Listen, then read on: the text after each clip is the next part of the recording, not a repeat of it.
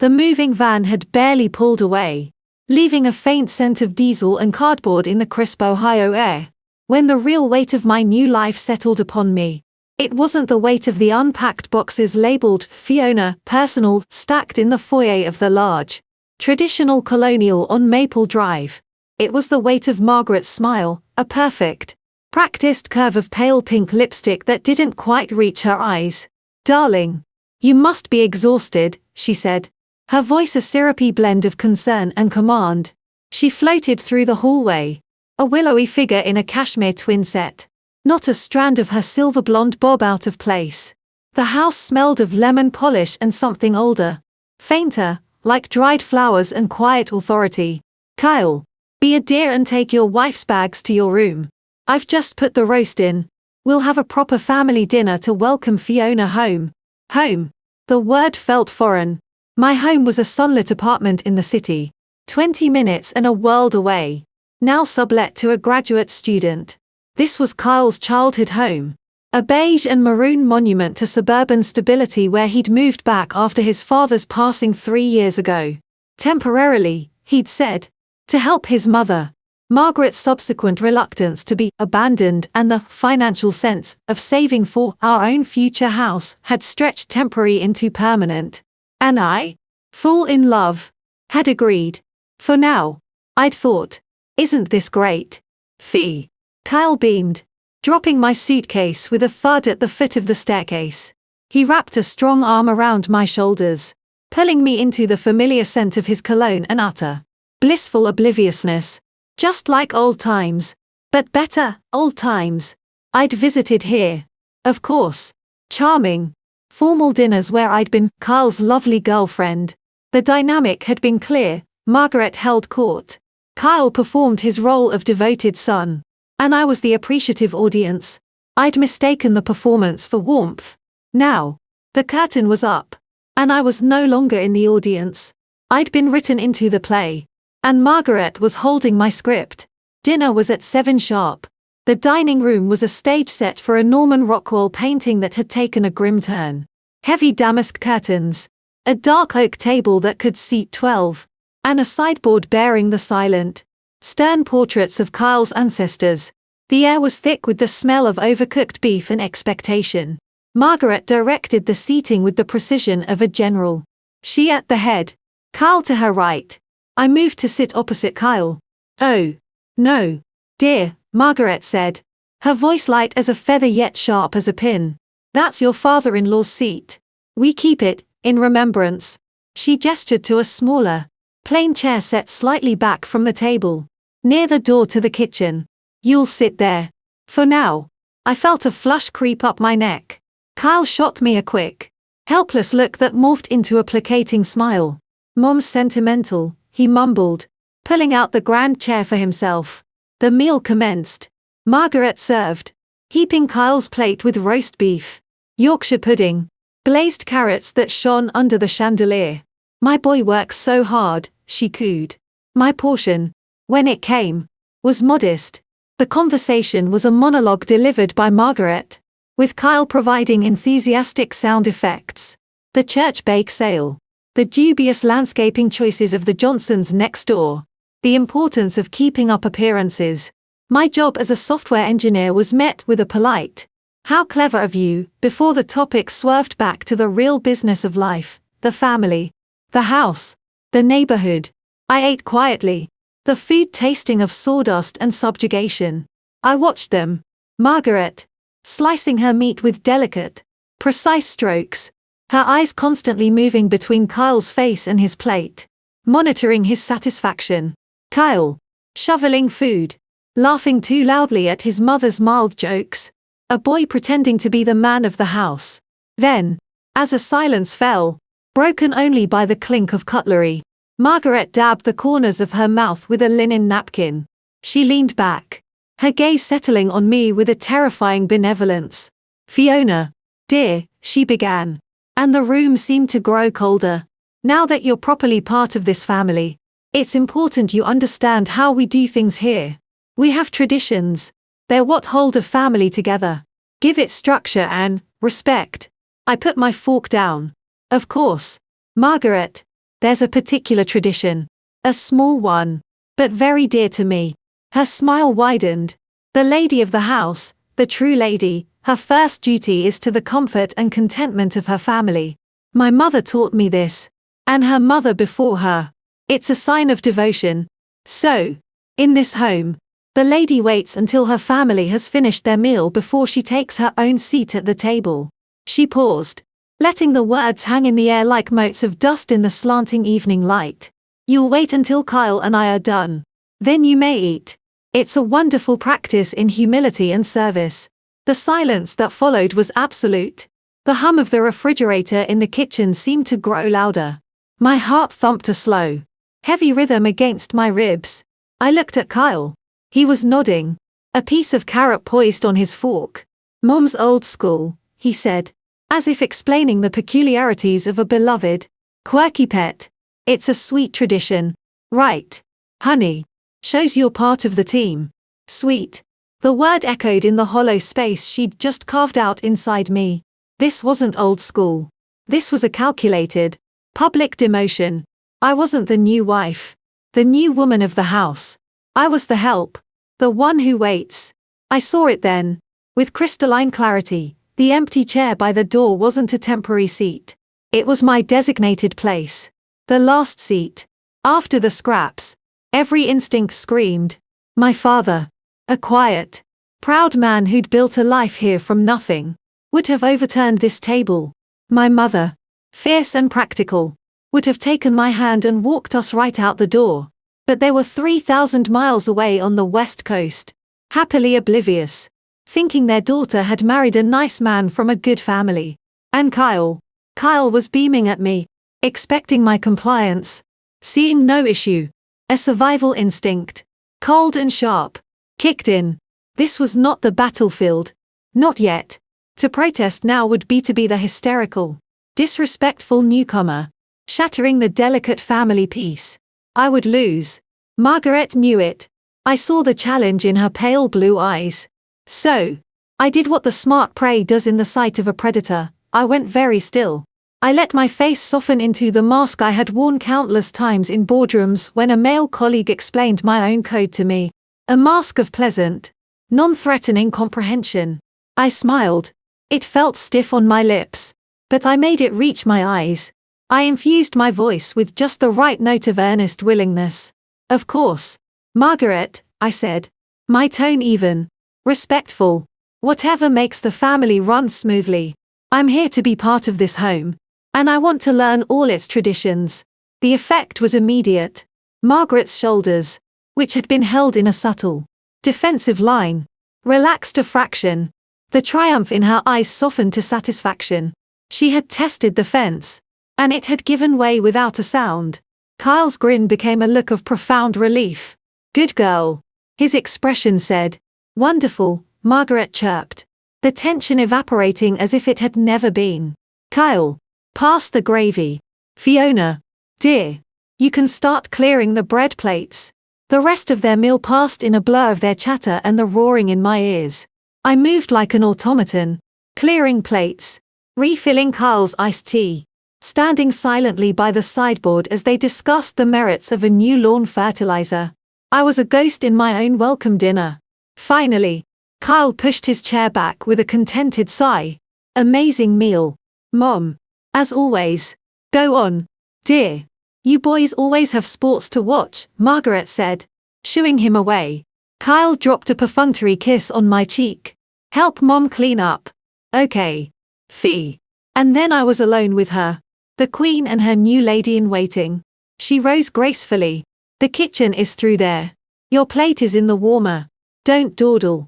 The dishwasher needs to be run before I retire. She swept from the room, leaving behind the wreckage of the meal and the crushing silence. The kitchen was a monument to 1980s avocado and oak. My plate sat in a dim warming drawer. The food dried out at the edges. The gravy congealed. I took it to the now vacant dining table. My chair, the small one, was still pulled out. I sat in Kyle's father's grand chair instead. The leather was cold. I picked up a fork, the metal icy against my fingers, and took a bite of the cold, tough roast. As I chewed, I heard it. From upstairs, where the master bedroom was. A low murmur of voices. Margaret's. And Kyle's. I couldn't make out the words. But the tone was clear. Satisfied. Congratulatory. A mission accomplished. I looked down at the plate of leftovers. The physical manifestation of my new status. The humiliation burned. But beneath it, something else stirred. A cold, hard kernel of clarity. This was the game. These were the rules. And Margaret, for all her calculated cruelty, had just made a fatal error. She had shown me her hand too early. She thought she was dealing with a docile girl who would bend. She had no idea what I was capable of when cornered. I took another deliberate bite of the cold food, swallowing not just the beef, but the last of my navet. I smiled. A real one this time. Thin and sharp in the empty, gleaming dining room. Okay. Margaret, I whispered to the silent, watching portraits. You want tradition. Let's play. The cold roast of the welcome dinner solidified into a new, rigid reality. The tradition wasn't a one-time initiation, it was the bedrock of my daily existence. I became a spectre in the evening hours. A silent, moving part of the household machinery. I'd arrive home from work, my suit and laptop bag feeling like costumes from another life, and immediately slip into the role of domestic apprentice. Margaret's critiques, once veiled in polite suggestions, now bloomed into full-fledged directives. They were delivered with that same saccharine smile, making defiance seem like hysteria. Fiona, dear, that skirt is a tad short for a family home, don't you think? She'd muse, eyeing my perfectly professional knee-length pencil skirt. We must consider the example we set. The next day, a catalogue for modest, mature ladies' wear would be left open on the kitchen counter. My attempts to contribute to cooking were met with gentle, infuriating correction. Oh, no, sweetheart, we don't use garlic in that quantity. It's far too ethnic and pungent. Your father-in-law, God rest him, had a sensitive stomach. Her own cooking was a bland monument to mid-century Americana, boiled vegetables, unseasoned meats, gelatinous casseroles. Kyle devoured it with nostalgic gusto. One Tuesday, I worked late on a critical deployment. Traffic was a nightmare. I texted Kyle, running late. Don't wait for me for dinner. His reply was instant. Mom's upset. It's disrespectful. Try to hurry. I arrived at 7:45. My stomach knotted with hunger and dread. The dining room was dark. The house silent. In the kitchen, the sink was spotless. The dishwasher humming. No plate in the warmer. I opened the refrigerator. The leftovers from what smelled like meatloaf were neatly stored in a sealed container. I reached for it. It was locked. A small, modern combination lock was threaded through the handles of the refrigerator door. I stared, disbelief turning to cold fury. I tried the pantry. Also locked. My own kitchen, in the house I contributed to financially, was barred to me. I stood in the dark, listening to the house settle. From upstairs, I heard the faint murmur of the television from Margaret's sitting room. This was a new escalation, a physical barricade to match the social one. I didn't cry. I went upstairs, my heels clicking a sharp, angry rhythm on the hardwood. Kyle was in our bedroom, already in pajamas, scrolling through his phone. Where's dinner? I asked, my voice dangerously calm. He didn't look up. You missed it. Mom cleared it away. You know how she is about schedules. The refrigerator is locked. Kyle. That got his attention. He shrugged. A gesture of supreme indifference. Oh. That. Yeah. She's had problems with pests getting into the food at night. It's a preventative thing. Pests. I repeated the word flatly. I am your wife. Not a pest. Don't be so dramatic. Fiona. He finally put his phone down. His expression one of annoyed impatience. It's not a big deal. You should have been on time. You know how important dinner is to Mom. It's the one time we're all together. It's about respect. The word. Her word. In his mouth. Was the spark. Respect. I took a step forward. My control fraying. You think making me wait like a servant to eat your cold leftovers is respect? Locking me out of the refrigerator is respect? Kyle, this is insane. This is your mother deliberately trying to humiliate me, to control me. And you're just sitting there letting it happen. His face darkened. The affable, boyish mask slipped, revealing something petulant and hard beneath. Don't you talk about my mother that way. After everything she's done for us. Letting us live here. Saving us a fortune. She's trying to teach you. To help you fit into this family. And all you do is complain and act like some spoiled princess. I am not a princess. I am your wife. We are supposed to be a team. This isn't a partnership. It's servitude. Maybe you need to learn a little service. He snapped. Surging to his feet. He loomed over me. His bulk suddenly threatening in the small room. Maybe you need to be grateful for once instead of constantly criticizing and trying to change everything. I'm not trying to change everything. I'm trying to have a basic, human right to eat in my own home without being treated like a second-class citizen. It's not your home. He roared. And the sound was shocking in the quiet space. It's her home. We are guests here. And you will show some goddamn appreciation and abide by her rules. Or so help me. What? Kyle. I shot back. Fear now mixing with the anger, making my voice shake. What will you do? He moved faster than I thought possible. It wasn't a punch.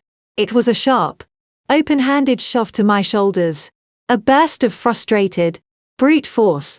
This, he growled. I wasn't prepared. The force of it sent me stumbling backwards.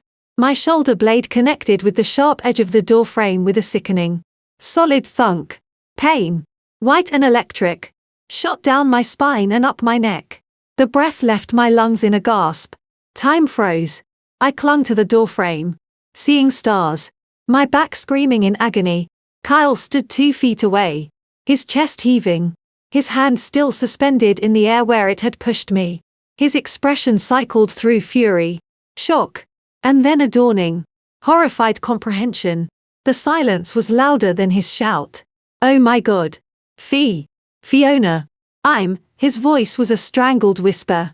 He took a step towards me, his hand reaching out, now in a gesture of aid or contrition.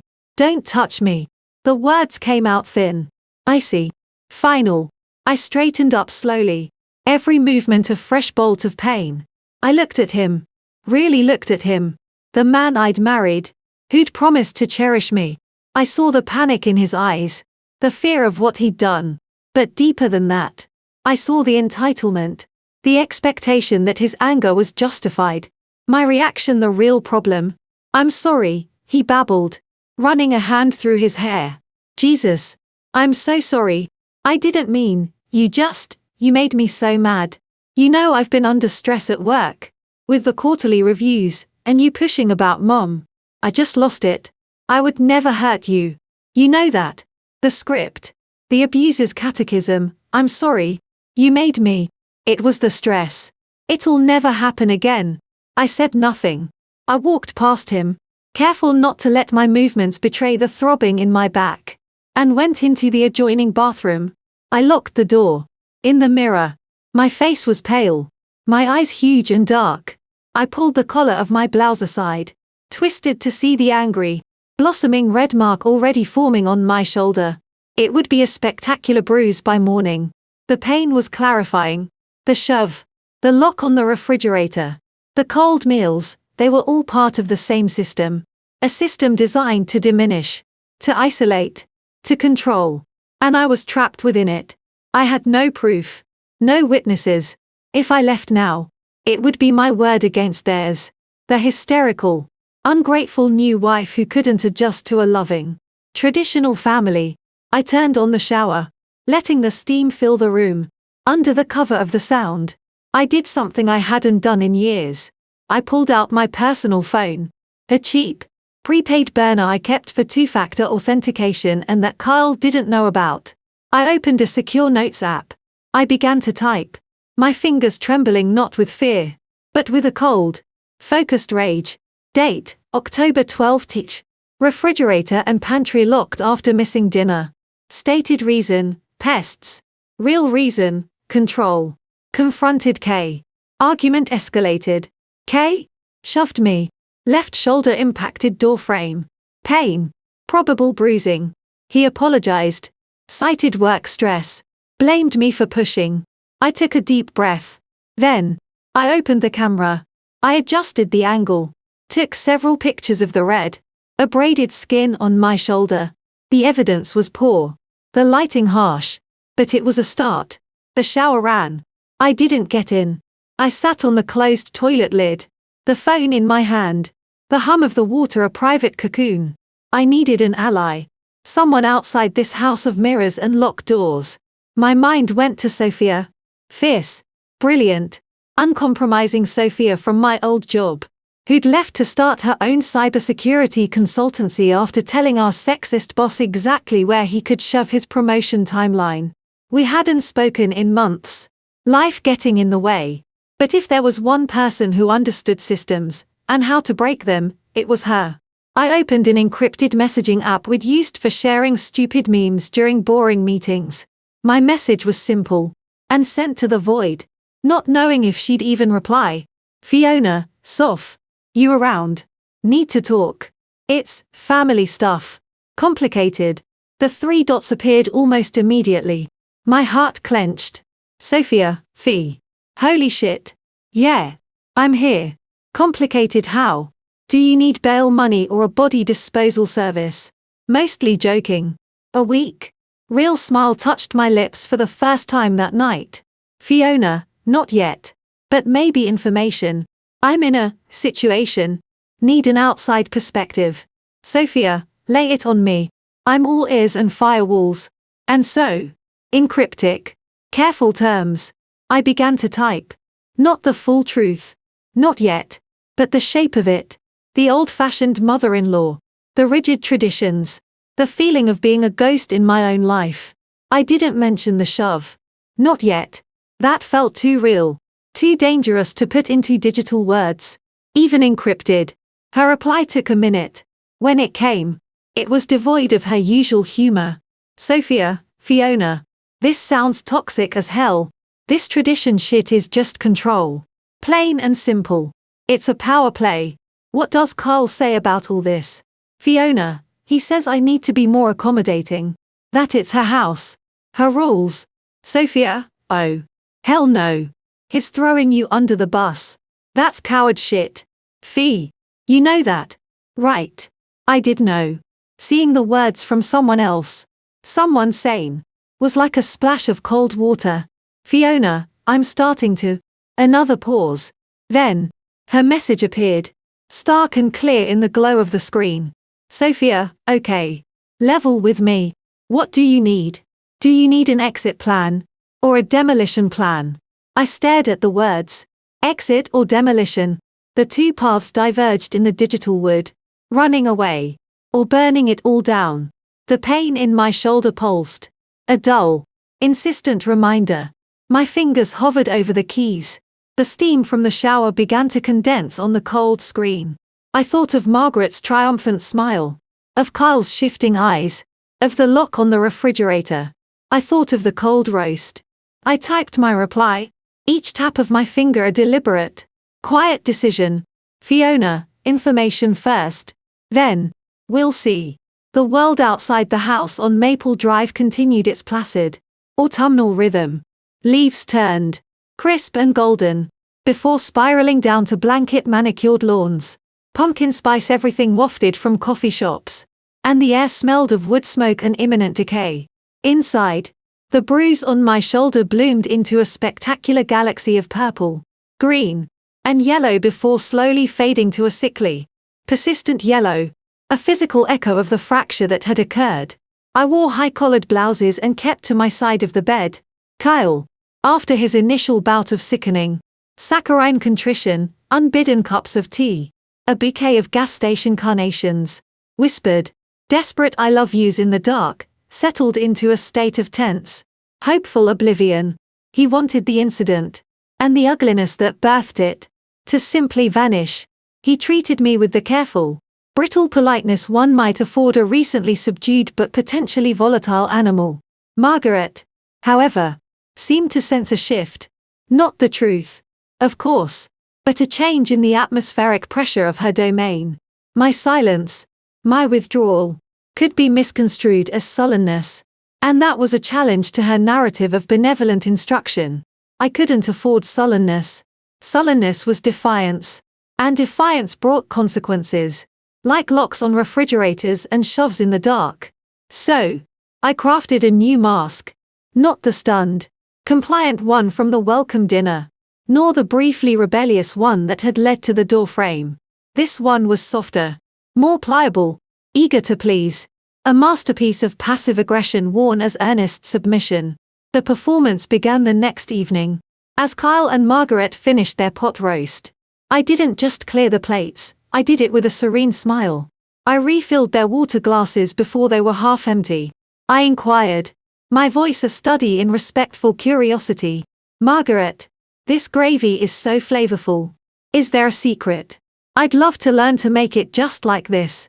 She paused, a forkful of meat halfway to her mouth, her eyes narrowing a fraction. Suspicion warred with vanity. Vanity won. It's the pan drippings. Dear.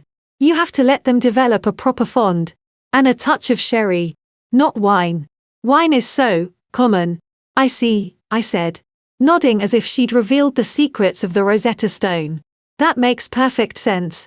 The traditions in this house, they're so thoughtful. I realize I've been terribly insensitive, trying to impose my modern ways. I want to understand, to really be a part of this family. Kyle beamed, the relief on his face so profound it was almost pathetic. See, Mom, I told you she'd come around. Margaret's smile was thinner, more calculating, but it was there. The predator assessing a prey that had decided to stop running and instead roll over, exposing its belly. It takes a wise woman to recognize the value of tradition. Fiona, I'm glad you're finally seeing sense. And so, I became the model student. I asked questions, endless, detailed, fawning questions, about the proper starch for table linens, heavy, not light.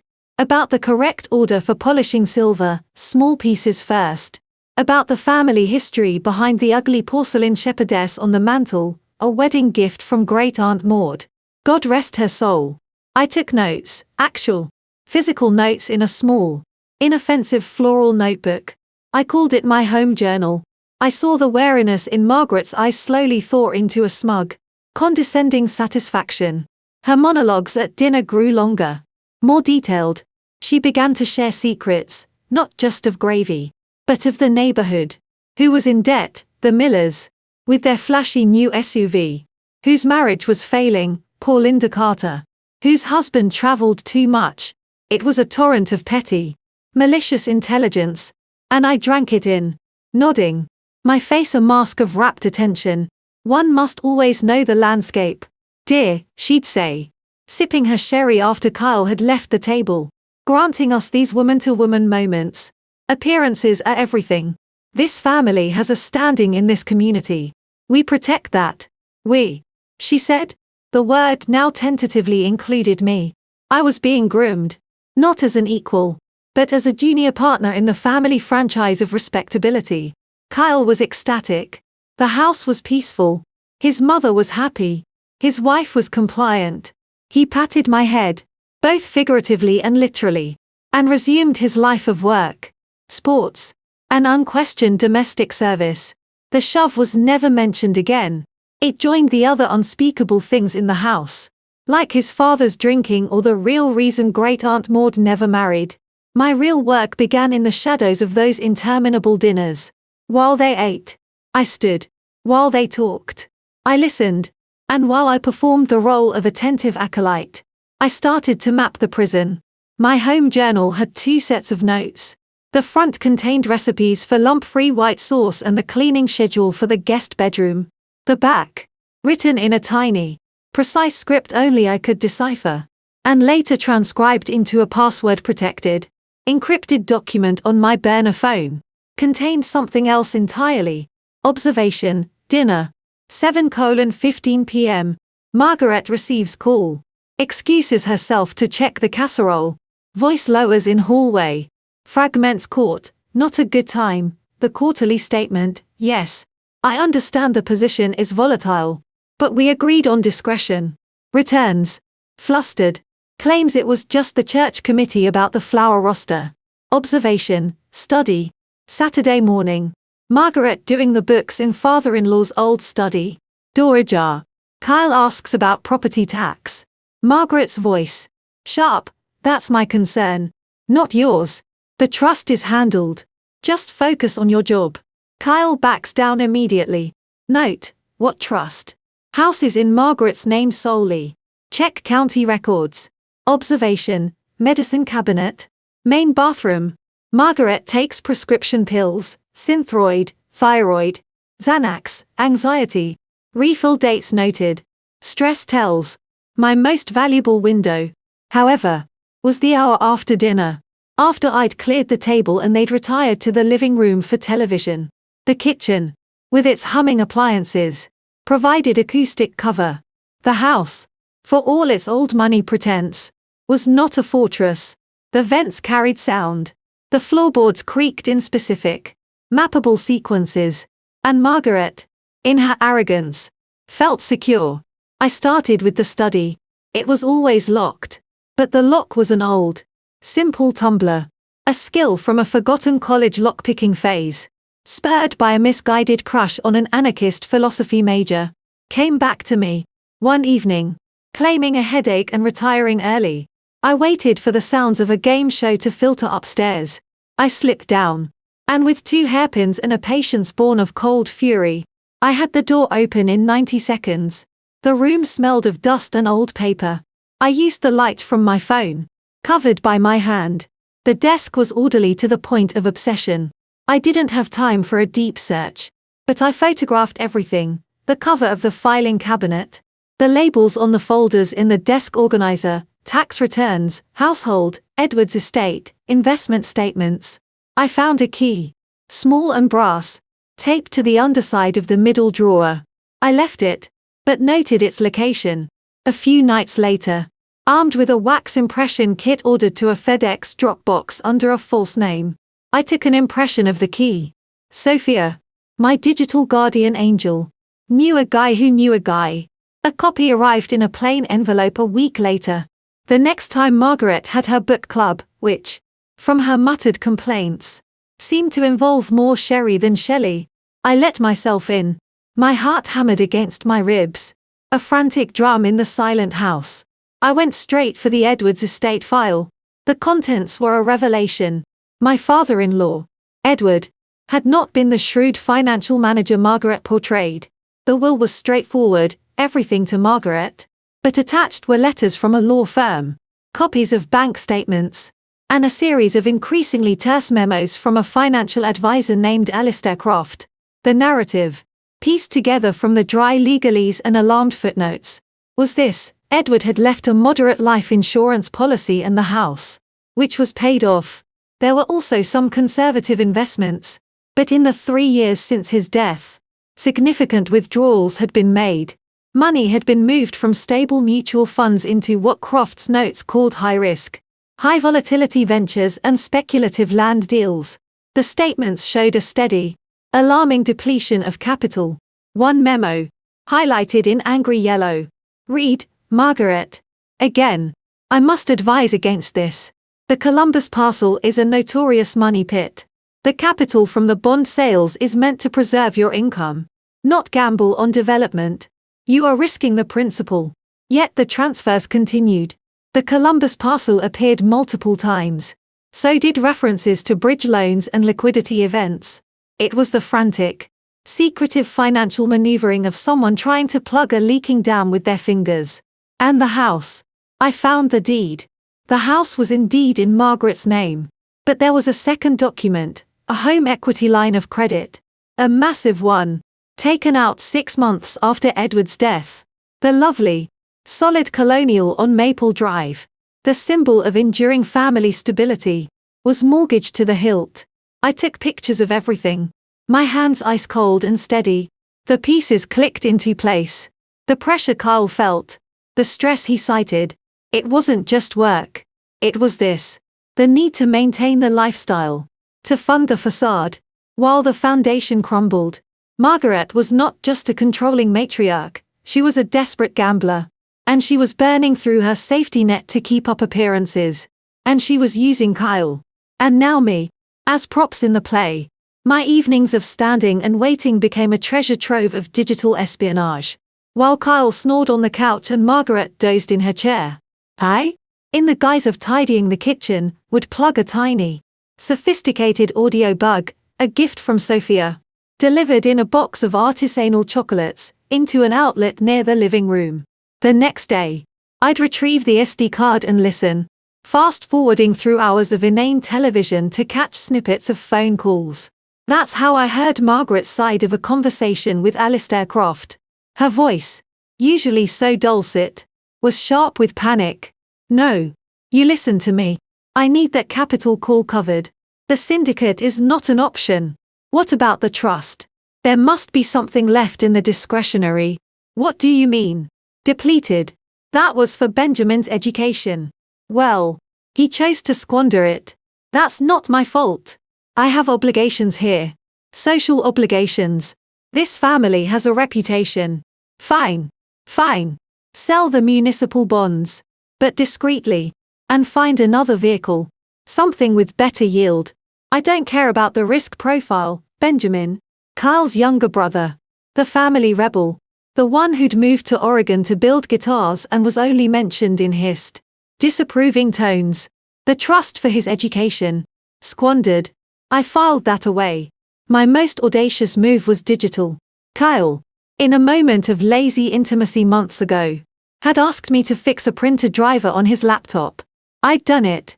And in the process, seen him type his password. It was his childhood dog's name and his birth year. Pathetic.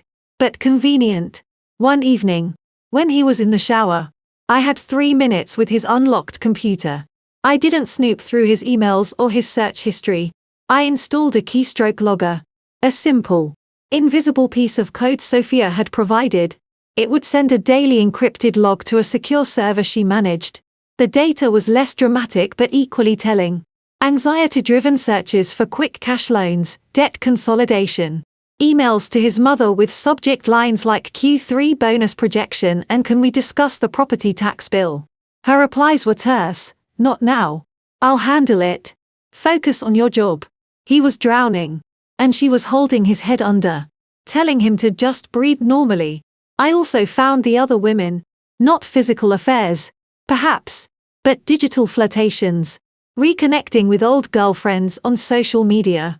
Suggestive messages hidden in the comments of innocuous posts. A dating app icon disguised as a fitness tracker. He was seeking validation. An escape. In the cheapest, most cliched ways possible. I felt nothing but a distant contempt. It was just another symptom of the rot. One night, after a particularly nauseating performance where I'd praised Margaret's Jell-O salad until I thought I'd choke, I retreated to the bathroom, my only sanctuary. I opened the encrypted app. Fiona, the financials are a disaster. She's bleeding money. The house has a huge headache. She's moving what's left of the investments into risky stuff. Kyle's in the dark and in debt.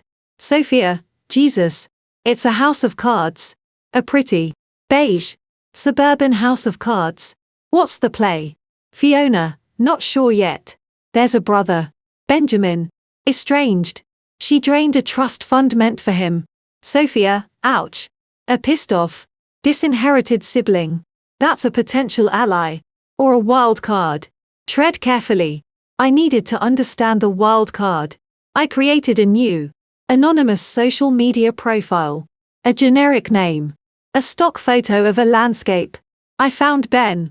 His profile was sparse, pictures of handmade guitars. Misty Oregon forests. A few shares of indie band links. He looked like Kyle, but softer, with kinder eyes and a tired smile. I sent a simple, direct message. Unknown, hi. Sorry for the random contact. I'm trying to understand the dynamics of the Carter family, Margaret. Kyle. I've recently become involved and am encountering some challenging traditions. Any insight you're willing to share would be appreciated. No pressure. I didn't expect a quick reply, but 2 days later, a response popped up. Ben Carter, who is this? Me, someone standing at the last seat at the table. There was a long pause. Then, Ben Carter, then you have my sympathy. What do you want to know? Me, is it always like this? The control. The rules. Ben Carter, it wasn't rules. It was the atmosphere. The constant, quiet pressure to be a certain way. To think a certain way. My father, he checked out early. Drank himself into a quiet corner. Kyle learned to play the part. I couldn't. So I left. Me, she mentions a trust. For you. Ben Carter, ah. So you've seen the ledger. That money was my ticket out. For college. She released it in drips. With so many strings attached it was a noose. I took what I could get early. Bought a bus ticket and a decent set of tools. The rest. I told her to keep it. It was blood money. Wrapped in guilt and conditions. She never forgave me for that. For choosing freedom over her curated prison. His words hit me with the force of truth. A curated prison. Me, she's still curating. The financial situation is unstable. Ben Carter, I'm not surprised. The facade is the most expensive thing she owns. What's your stake in this? I considered my answer carefully. Me, I was naive. I walked into the prison thinking it was a home. Now I'm learning the layout. Another long pause. Ben Carter, Maggie doesn't just want obedience. She needs to own people. To be the sun we all orbit around. Kyle's her masterpiece. Her perfect, devoted son. He gave her what she wanted most, validation. And he'll defend that prison with everything he has. Because it's all he knows. Be careful. She's ruthless when cornered. And he's her attack dog. The conversation ended there. I stared at the screen. Ben's final warning echoing in the silent bathroom.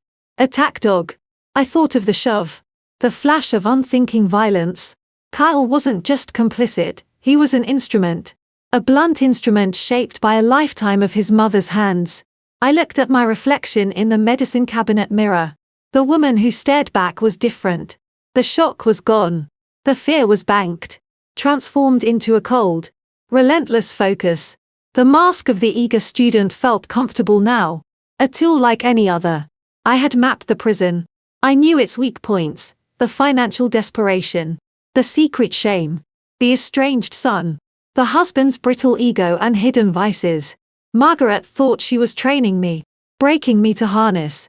She had no idea that every lesson in graver-making, every whispered piece of gossip, every locked door and condescending smile, was just another piece of intelligence feeding my own private project.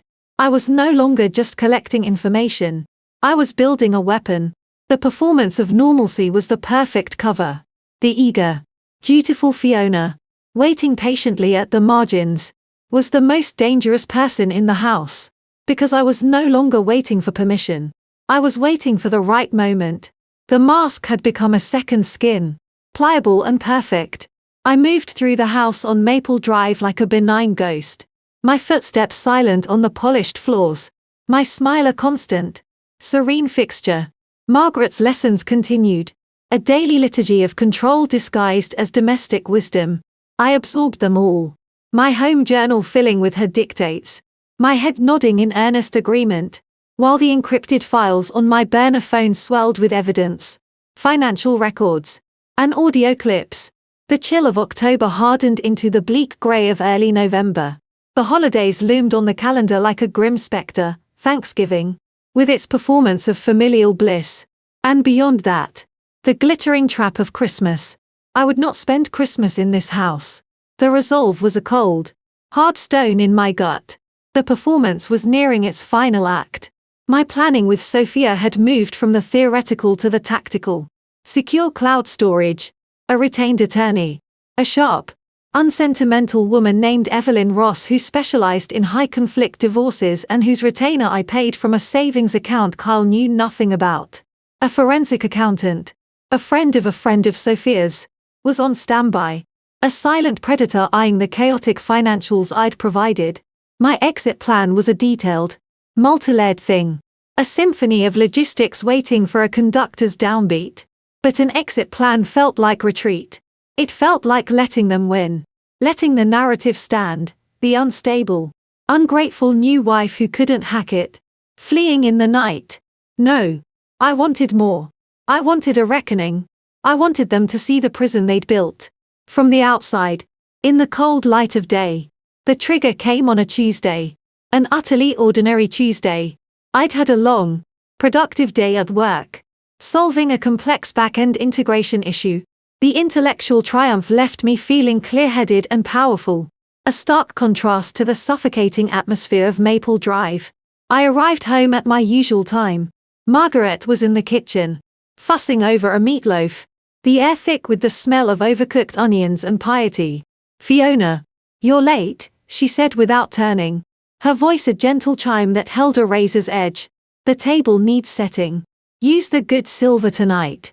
Pastor Jim and his wife may stop by for coffee after their committee meeting." I didn't answer. I walked past the kitchen, past the dining room where the good silver gleamed dully in its felt-lined drawer, and up the stairs. I didn't pause. I went straight to the bedroom I shared with Kyle. Inside, I locked the door.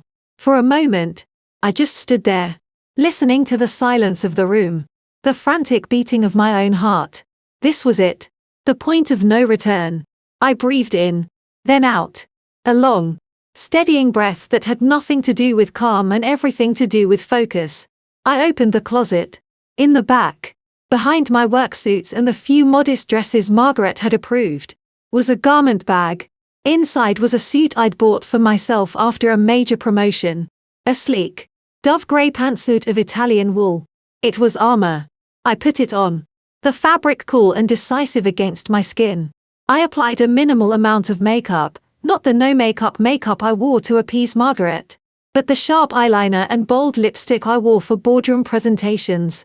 I swept my hair back into a severe, elegant knot. I looked at myself in the full-length mirror. The ghost was gone. In her place stood someone who looked like she could break a company, or a family, into component parts and audit the damage. From under the bed, I pulled out a slim, hard-shell briefcase. Not my work laptop bag. A lawyer's briefcase. Inside, neatly organized in labeled folders, was my arsenal. Folder 1, Incidents Coercive Control. Printouts of my encrypted notes. With dates, times, and descriptions. The refrigerator lock. The dietary restrictions. The waiting to eat rule. Detailed with clinical precision. Transcripts of audio clips where Margaret's voice, sweet as poison, detailed her traditions. Folder 2, Financial Irregularities Mismanagement. Highlighted copies of the bank statements. The HELOC documents. The frantic memos from Alistair Croft. A simplified chart I'd made, showing the outflow of money from conservative investments to speculative ventures. Folder 3, Kyle. Printouts of the keystroke logs showing his debt searches. Screenshots of his social media flirtations. A separate, confidential memo detailing the night of the shove, with a note that photographic evidence of the resultant bruise existed. Folder 4, Legal Next Steps. A summary letter from Evelyn Ross, on her firm's letterhead, outlining potential claims for marital dissolution, equitable distribution considering non-marital asset commingling, and a preliminary injunction regarding dissipation of assets. A contact sheet for the forensic accountant, and, most importantly, a draft press release, written by me and vetted by Sophia, detailing a story of systematic psychological abuse and financial exploitation within a prominent suburban family. The recipient line was blank, but the threat was palpable. I also had 2 phones, my personal burner, and a cheap, untraceable flip phone. I powered on the flip phone. One number was pre-programmed into it, 911. Another was for a contact listed as PR David. David was a real person, a former journalist turned media consultant who owed Sophia a life-changing favor. He was expecting a call, but only if things went catastrophically wrong. I slipped the flip phone into my jacket pocket. The burner went into the briefcase. I took one last look around the room that had never been mine, at the bed I'd shared with a stranger. And then I walked out, locking the door behind me. I could hear them downstairs. The murmur of the evening news. The clink of ice in a glass, Kyle's first bourbon. The domestic soundtrack of my oppression. I walked down the stairs, my heels making a sharp, deliberate click click click on the hardwood. A sound that announced, I am here. Pay attention. I appeared in the doorway of the living room. They were in their usual positions, Margaret in her wingback chair, a needlepoint project in her lap, Kyle sprawled on the sofa, phone in hand. The scene was a diorama of entitled comfort. They looked up. The needlepoint froze. The phone lowered. For a split second, there was only confusion. Who was this severe, professional woman in their living room? Then recognition dawned. And with it, a ripple of irritation. Fiona, Kyle said, sitting up, a frown creasing his forehead. What's with the get up? Pastor Jim's coming. You should be. Where are your manners, dear? Margaret interrupted, her voice smooth, but her eyes were narrow, scanning me, missing nothing. We're about to have dinner. You need to set the table and change. For heaven's sake. You look like you're going to a board meeting. I'm not, I said, my voice calm, flat, carrying perfectly in the quiet room. And I won't be joining you for dinner. A beat of stunned silence. Kyle blinked. Margaret's smile became fixed, a porcelain crack appearing in her composure. Don't be absurd, Margaret said with a light, tinkling laugh that didn't reach her eyes. Of course you'll join us. It's meatloaf night. Your favorite. It wasn't. She knew I hated it. It's not my favorite, I said, taking a few steps into the room. I didn't sit. I remained standing, the briefcase at my side like a scepter. And no, I won't be joining you for dinner. Actually, I won't be joining you for any meals. Or for anything else. In this house. The air left the room. Kyle's face went from confused to reddening anger. What the hell is that supposed to mean? Fee, what's gotten into you? Margaret held up a hand, silencing him. Her gaze was locked on me, cold and assessing. The genteel mask was slipping, revealing the flint beneath. Fiona, dear, you're clearly overwrought. Perhaps you've been working too hard. Why don't you go lie down? We can discuss this outburst later. This isn't an outburst. Margaret, I said, my tone still conversational, as if discussing the weather. This is a notification. The performance is over. I looked at Kyle, then back to her. Your tradition, Margaret, of making me wait to eat like a scullery maid. It's not respect. It's domination. A petty, pathetic power play by a small woman terrified of losing control. Margaret's face went bone white.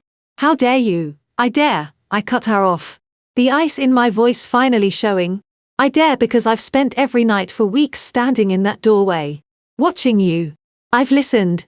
And I've learned. You're not a matriarch. You're a curator of a failing museum.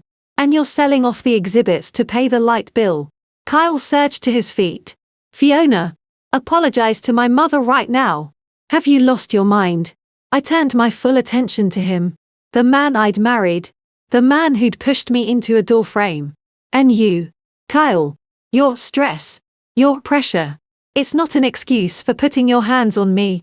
It's not an excuse for being a coward who lets his mommy bully his wife because he's too scared to look at the mess she's made.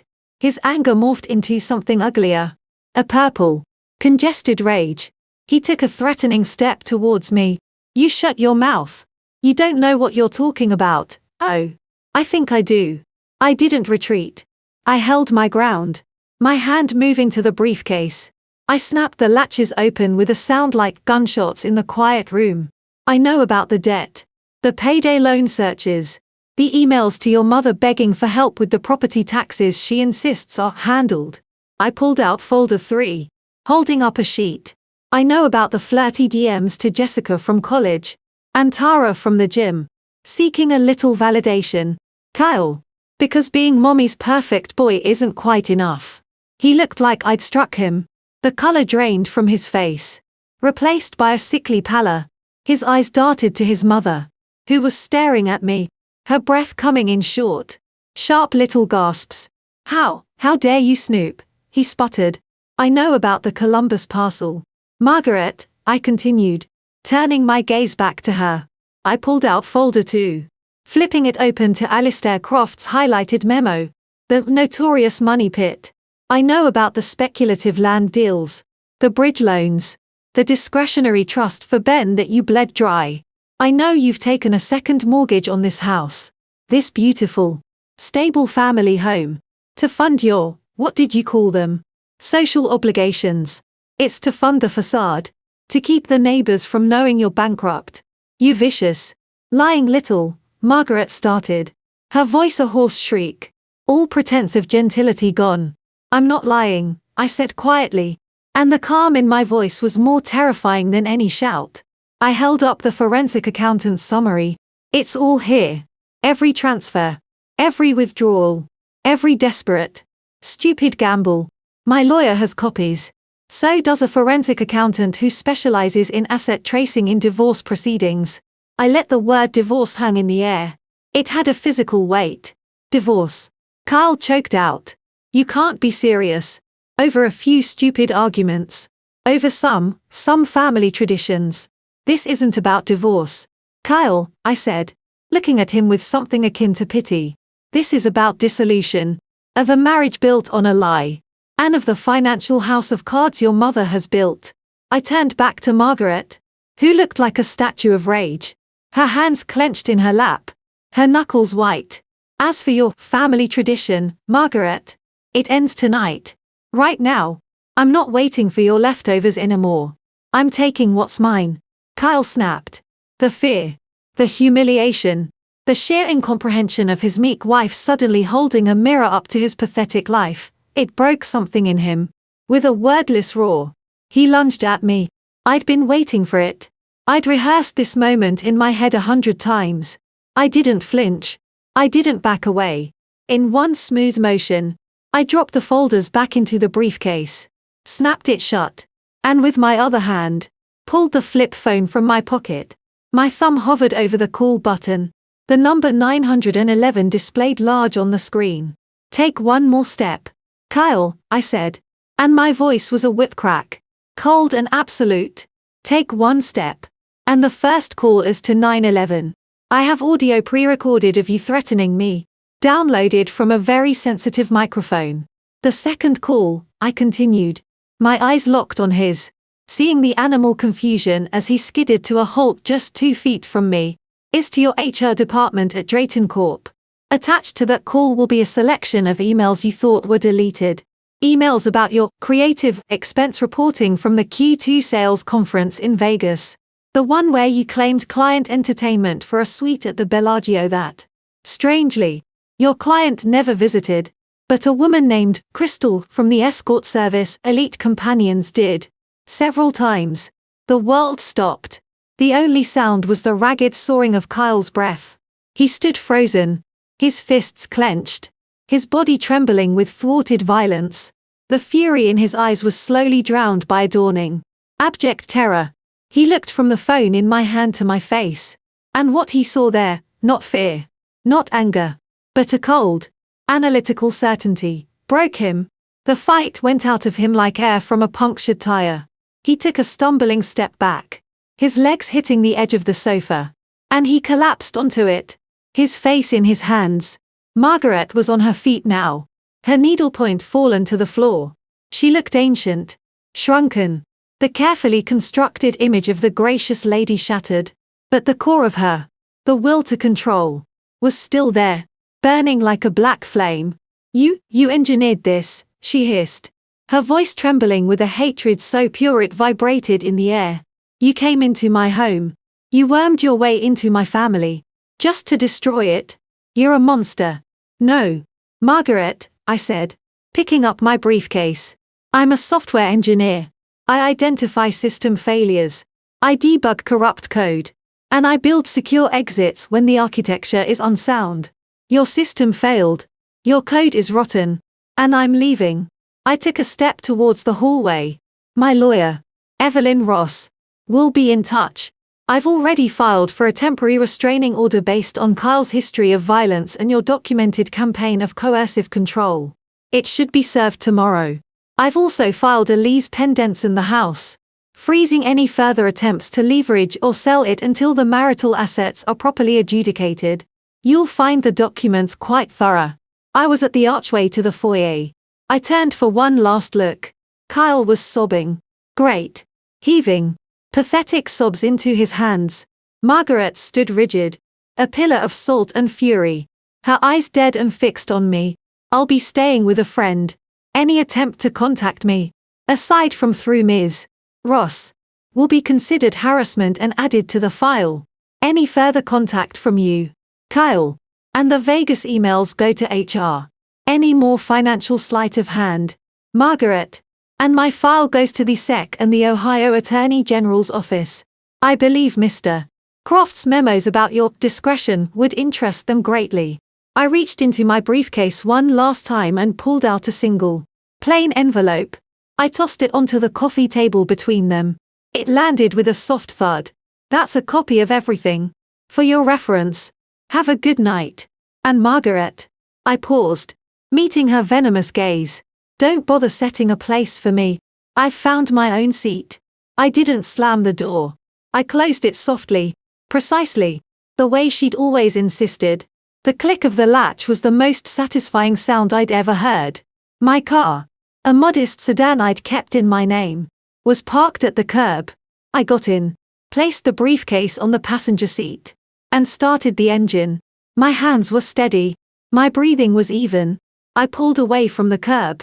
The large, dark house shrinking in my rearview mirror until it was just another box in a row of boxes. Its secrets laid bare. Its power broken. I drove for 5 blocks before I pulled over under a streetlight.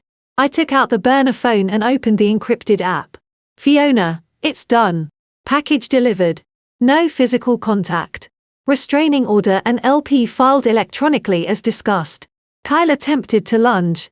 911 threat deployed successfully. He's broken. She's venomous. The 3 dots appeared instantly. Sophia, holy shit. You okay? I thought about it. The adrenaline was a fading buzz in my veins. I felt clean, empty, but in a good way. Like a room that had been aired of a foul smell. Fiona, I'm better than okay. I'm free. Heading to the safe house now. Sophia, the eagle has landed. Welcome to the other side. Now the real fun begins. I put the car in drive and merged into the traffic. Heading towards the interstate. Towards the city lights.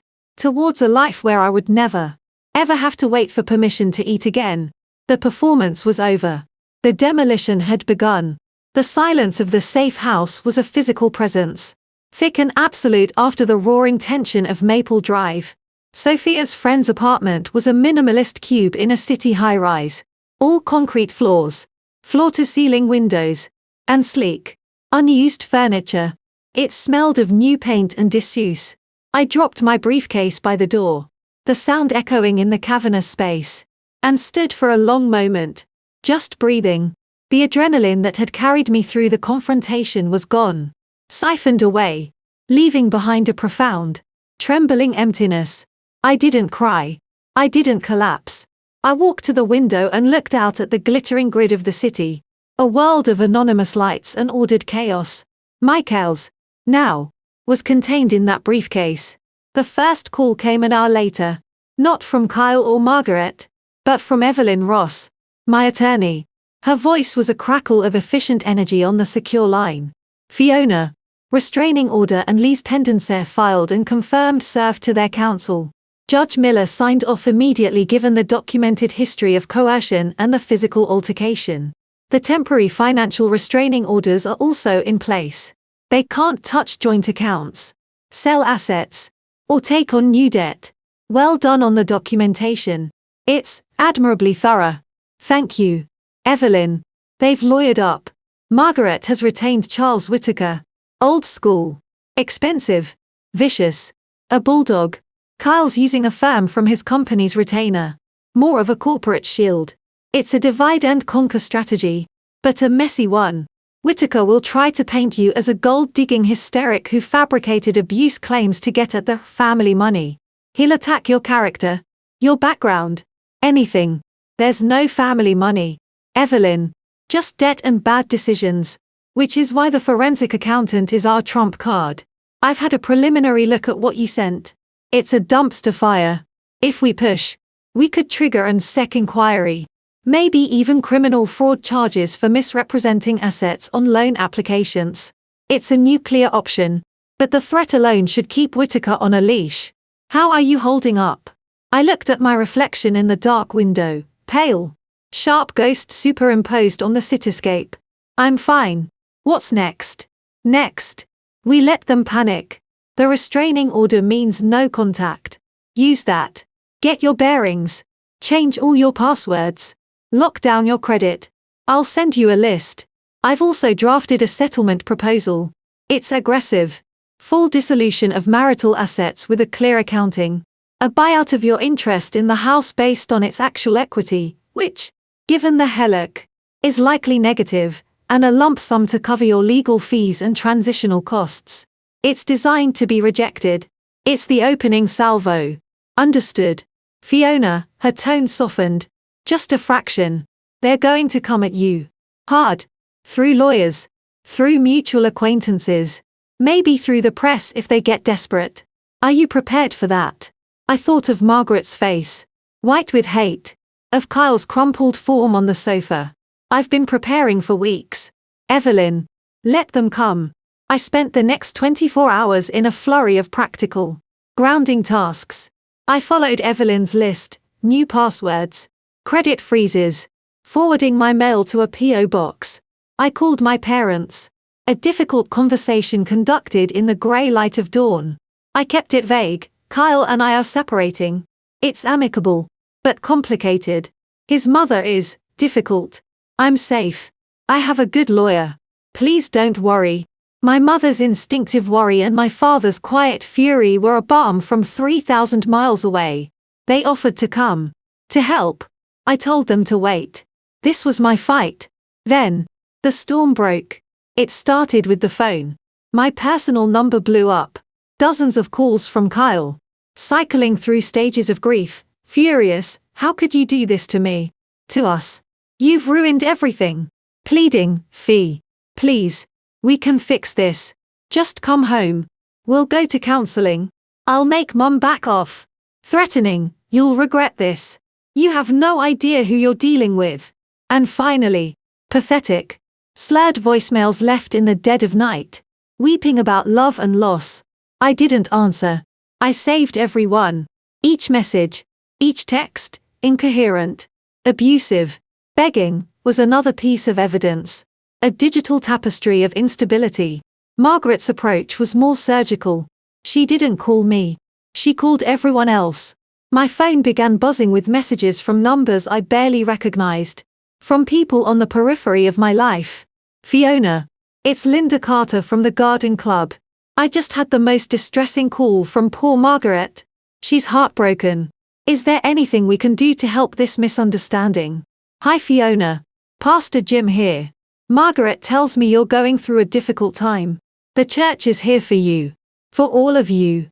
Anger and accusations never healed a family. Perhaps we could meet for coffee and prayer. Fiona. Susan Miller.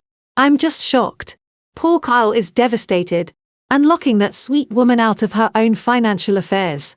I know the stress of a new marriage. But this seems extreme. Remember.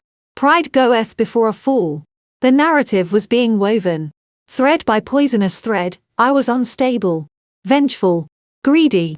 I was weaponizing the legal system against a grieving widow and her devoted son. I was the outsider who tried to steal a family's legacy. I didn't engage. I had a standard reply. Crafted with Sophia and Evelyn, thank you for your concern. This is a private legal matter. And I am following the advice of my counsel. I will not be discussing it further. I wish you well. Then, I blocked the number. But Margaret's masterpiece was a letter. It arrived at my office. Hand-delivered. On thick, creamy stationery with a raised, floral monogram. It was a work of art. Dearest Fiona, my heart is shattered. I write this not in anger, but in profound sorrow and confusion. I welcomed you into our home, our family, with an open heart. I saw you as the daughter I never had. I tried, perhaps clumsily, to share the traditions and values that have sustained this family for generations. I see now that my efforts were misinterpreted as something ugly. when they were only ever born of love. Kyle is destroyed. The boy you claim to love is a shell of himself, facing not only the loss of his wife but the cruel, public allegations you have levied. To speak of violence, Fiona, you know in your heart that is a fiction. Kyle has a temper, as do we all, but he is not, and never could be, a violent man. To weaponize a private marital dispute in this way is a cruelty beyond my comprehension. I do not know what drove you to this. What poison has taken root in your mind? Perhaps it is the influence of those who do not have this family's best interests at heart. Perhaps it is a simple, tragic misunderstanding that has spiraled beyond control. But it is not too late. The law is a blunt, terrible instrument. It will leave us all in ruins. Before this goes any further, before you do irreparable harm, I beg you to meet with me, just us, as women. No lawyers, no accusations. Let us talk, heart to heart. I am prepared to be generous. There are funds, family funds, that could be made available to help you make a fresh start, quietly, with your reputation intact. A sum that would make this ugly legal battle unnecessary.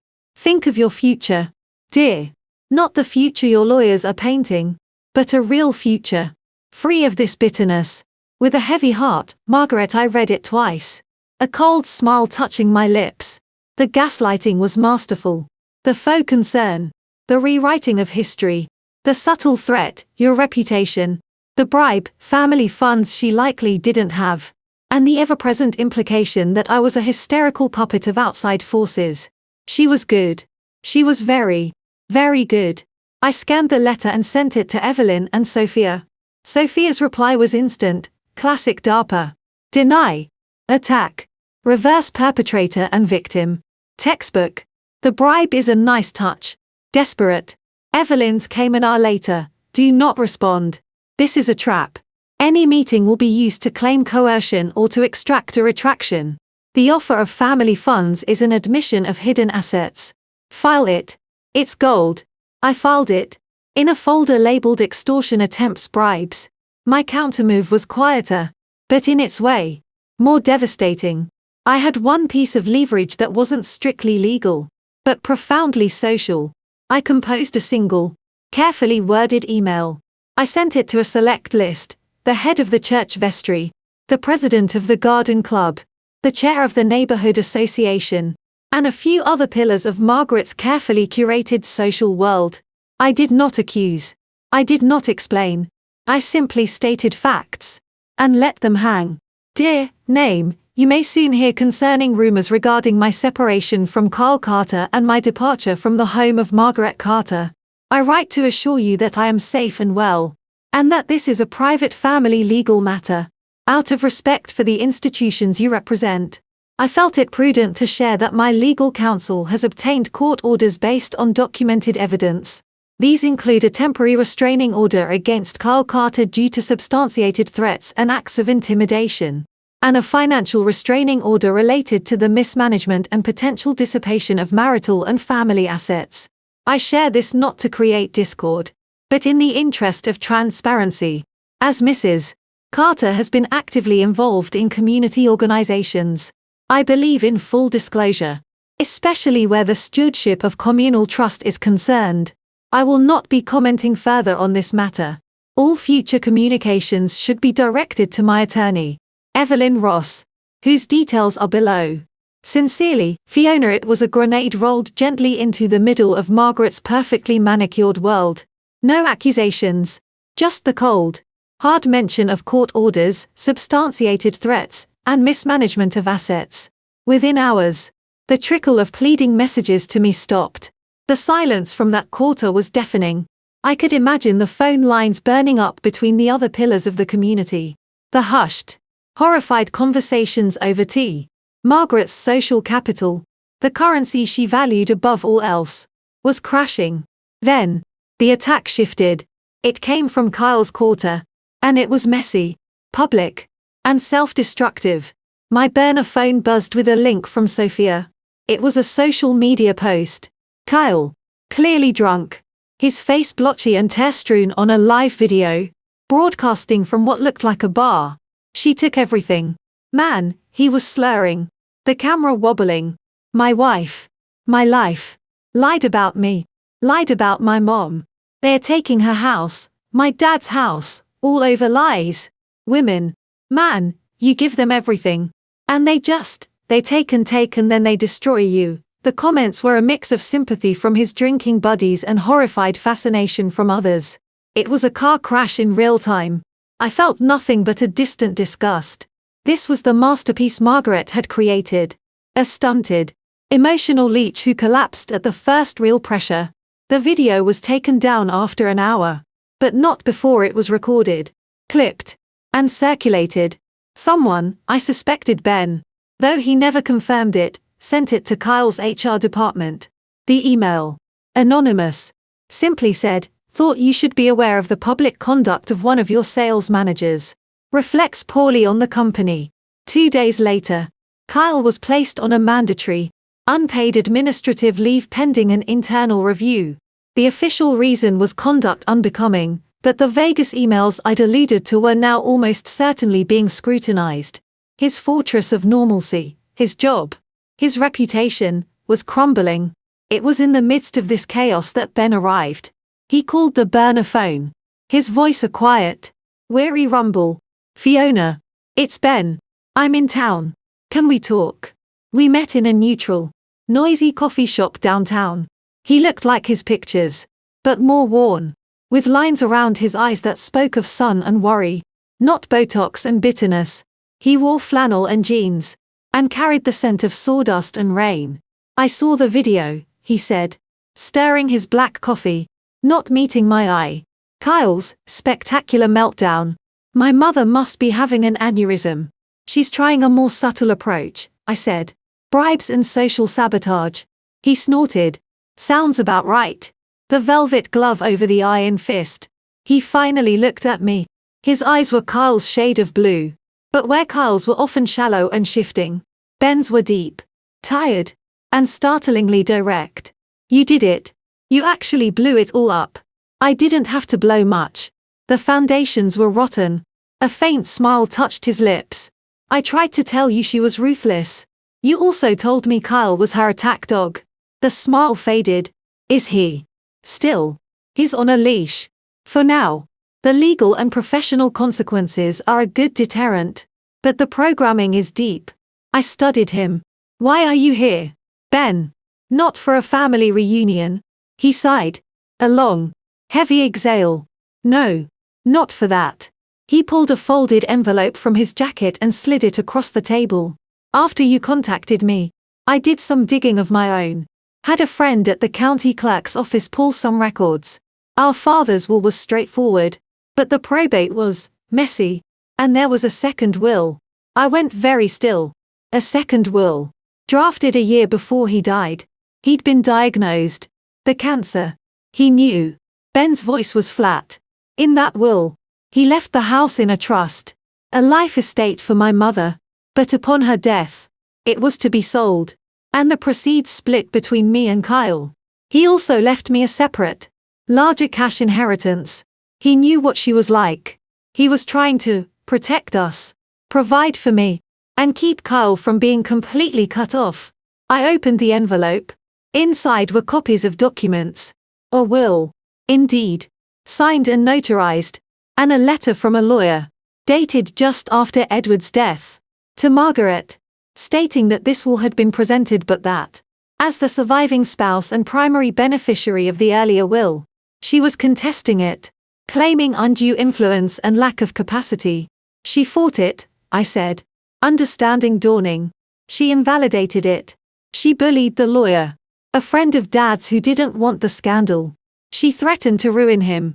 She got a doctor, someone from her church, to sign an affidavit saying Dad was confused on painkillers. The newer will was set aside.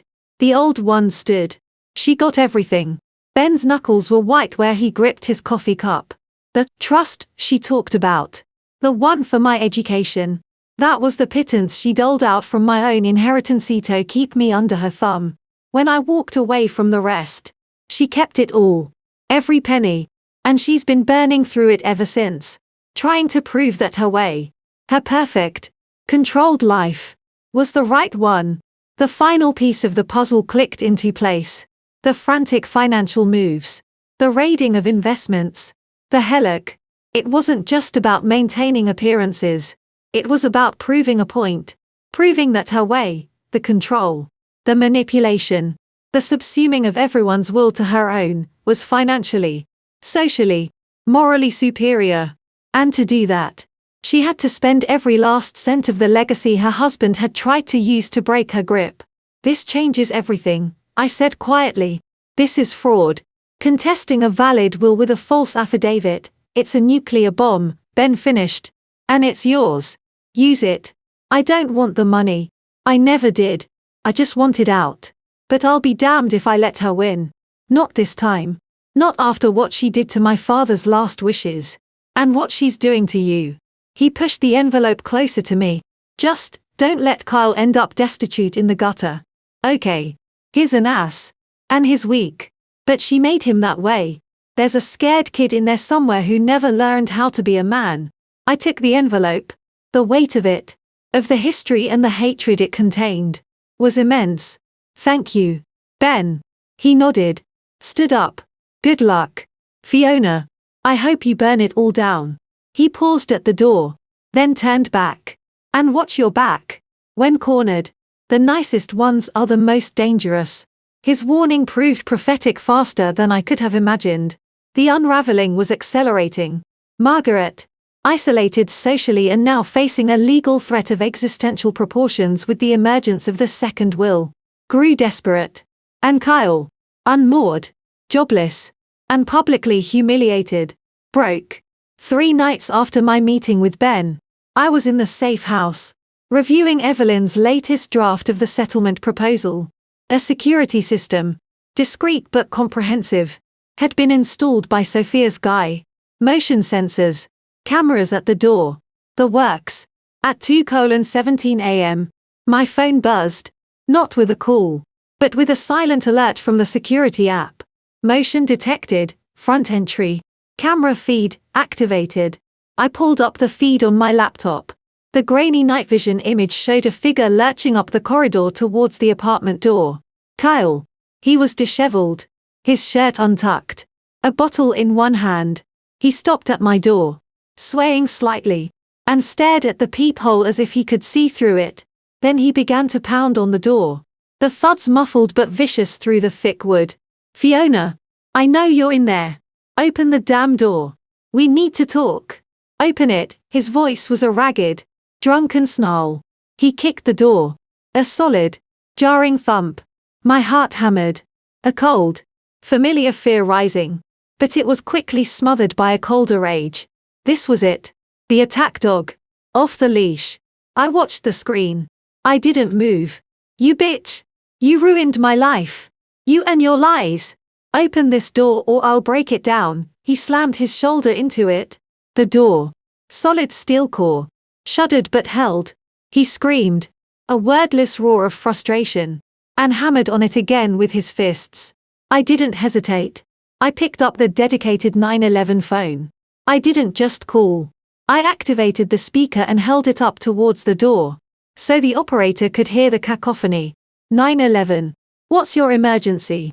My name is Fiona Carter. I have an active restraining order against my estranged husband, Kyle Carter. He is currently at my secured residence, apartment 12B at 1818 Grand Avenue. He is intoxicated, violent, and is attempting to break down the door. I am inside. I am in fear for my life. Units are responding. Stay on the line. Stay away from the door. I have him on camera. He is actively attempting to break in. I gave the operator the access code for the building's front door. He may have followed someone in. Please hurry. On screen, Kyle was now alternating between pounding and yelling, his rage spiraling into incoherence. Thought you were better than us, with your fancy job and your smug. My mother was right about you, you're a cancer.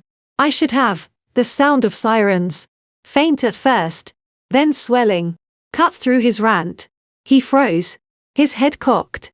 The animal panic that replaced the rage on his face was almost pitiable. He dropped the bottle, which shattered, and looked around wildly, as if just realizing where he was. He took a stumbling step back from the door, then turned and ran, disappearing from the camera's view towards the stairwell. "The suspect is fleeing," I said into the phone, my voice remarkably steady. "He went towards the east stairwell. He is highly intoxicated." It took the police less than 10 minutes to find him, passed out in a heap of self-pity and cheap whiskey 2 floors down. They cuffed him, read him his rights, and hauled him away. A uniformed officer came to my door, took my statement, and confirmed the security footage. The violation of the restraining order was blatant. The attempted break-in clear. It was an open and shut case. I gave my statement, showed the officer the court documents, the history. He was professional, sympathetic. "He'll be looking at jail time for this. Mandatory minimum for a violation with this level of aggression. Do you want to press additional charges for the attempted break-in?" I looked at the faint scuff marks on my door, at the shattered glass of the bottle in the hallway. I thought of the shove, the locked refrigerator, the cold plates of food, the years of manipulation he'd been complicit in. I thought of the scared kid Ben had mentioned, and the vicious man his mother had helped create. "Yes," I said, my voice quiet in the suddenly silent hallway. "Yes, I do." The next morning, the call from Evelyn was triumphant. He's been formally charged, bail was set high, and with his job in jeopardy. "I doubt he'll make it. He'll be sitting in a cell until the arraignment. This is catastrophic for their case. It proves your allegations weren't exaggerated. It shows a pattern of intimidation and a complete disregard for the court. Whitaker is apoplectic. He's trying to get the charges reduced, but the DA isn't having it. Not with the video and the history." "And Margaret?" I asked, looking out at the bright, indifferent city. Radio silence. From her. And from Whitaker. I think the bulldog just realized his client is standing in a nuclear crater. "I'm going to send the settlement proposal over today. The terms just got a lot more favorable for you. We're not just talking asset division anymore. We're talking damages, psychological distress, the cost of enhanced security. We're going to peel that house away from her. Fiona. Brick by financial brick." I hung up. The safe house was quiet. The facade on Maple Drive wasn't just cracked, it had imploded, exposing the rotten, hollow core. Kyle was in jail. Margaret was isolated. Her social currency worthless. Her financial schemes exposed. And her last line of defense, her son, had just handed me the keys to his own cell. The performance was truly over. The house of cards hadn't just fallen, it had been entered as evidence. Silence. It was the new sound of my life. Not the stifling, oppressive quiet of Maple Drive, where every rustle of a curtain or sigh from a duct held a potential critique. But a vast, neutral quiet. The safe house was a sterile cocoon. A space for healing wounds I was only beginning to catalogue. The adrenaline-fueled clarity of the confrontation and its violent aftermath had subsided, leaving behind a bone-deep weariness and a forensic fascination with the wreckage I'd uncovered. I was no longer just a prisoner escaping, I was an archaeologist sifting through the ruins of a collapsed civilization, piecing together the story of its demise. Evelyn Ross's revised settlement proposal had been delivered to Charles Whitaker, Margaret's bulldog. It was a masterpiece of legal aggression. The discovery of the second will, provided by Ben, had transformed the landscape. The proposal no longer just sought a fair division of limited marital assets. It now included demands for the immediate sale of the Maple Drive property, with the net proceeds, after the HELOC, to be placed in a court-controlled escrow account, pending the resolution of Ben's potential claim of fraud regarding the invalidated will. A full, independent forensic accounting of all of Margaret's finances from the date of Edward's death, with the cost borne by her, to trace the dissipation of what were, arguably, marital and estate assets that could have benefited Kyle, and thus, me. A significant lump sum payment from Margaret to me, categorized as restitution for intentional infliction of emotional distress and compensatory damages related to a documented campaign of coercive control. A formal, legally binding apology and non-disparagement agreement from both Margaret and Kyle. All my legal fees. In essence, it was a demand for Margaret to financially bleed out in exchange for avoiding a civil suit from Ben for fraudulent concealment and a potential criminal referral to the State Attorney General for financial fraud. It was the demolition plan Sophia had joked about. Rendered in cold, precise legalese. Whitaker's response, when it came, was a sputtering, 12-page screed of outrage, denying all allegations, attacking my character, and accusing me of colluding with a disgruntled, estranged son to fabricate claims and extort a vulnerable widow. It was pure theatre. The fury in the text was undercut by a palpable, thrumming panic. He knew. He'd seen the second will. He'd seen Kyle's arrest report. The house of cards wasn't just leaning, the foundation was liquid. I spent my days in a strange, suspended animation. I worked remotely. The complex logic puzzles of my job a soothing balm. In the evenings, I pored over the documents, the hidden ledger of the Carter family, with Sophia's help and the forensic accountant, Martin, on a secure video call. We dove deeper. Start with the Hellick, Martin said, his voice a dry rustle. He was in his 60s, with the weary eyes of a man who'd seen every flavor of financial folly. People take out second mortgages for two reasons: to improve the asset, or because they're desperate. There's no record of major renovations on that property. No new roof. No kitchen remodel. So, follow the money. The money had flowed like water from a broken main. The $250,000 from the Hellick hadn't gone into the Columbus land parcel. That was funded separately, from the liquidation of Edward's conservative bond portfolio. The Hellick money was more domestic. It paid for Margaret's Mercedes lease. It covered Kyle's investment in a doomed craft brewery started by a college friend. It funded two lavish, all expenses paid church heritage tours to Europe for Margaret and a select group of sycophants.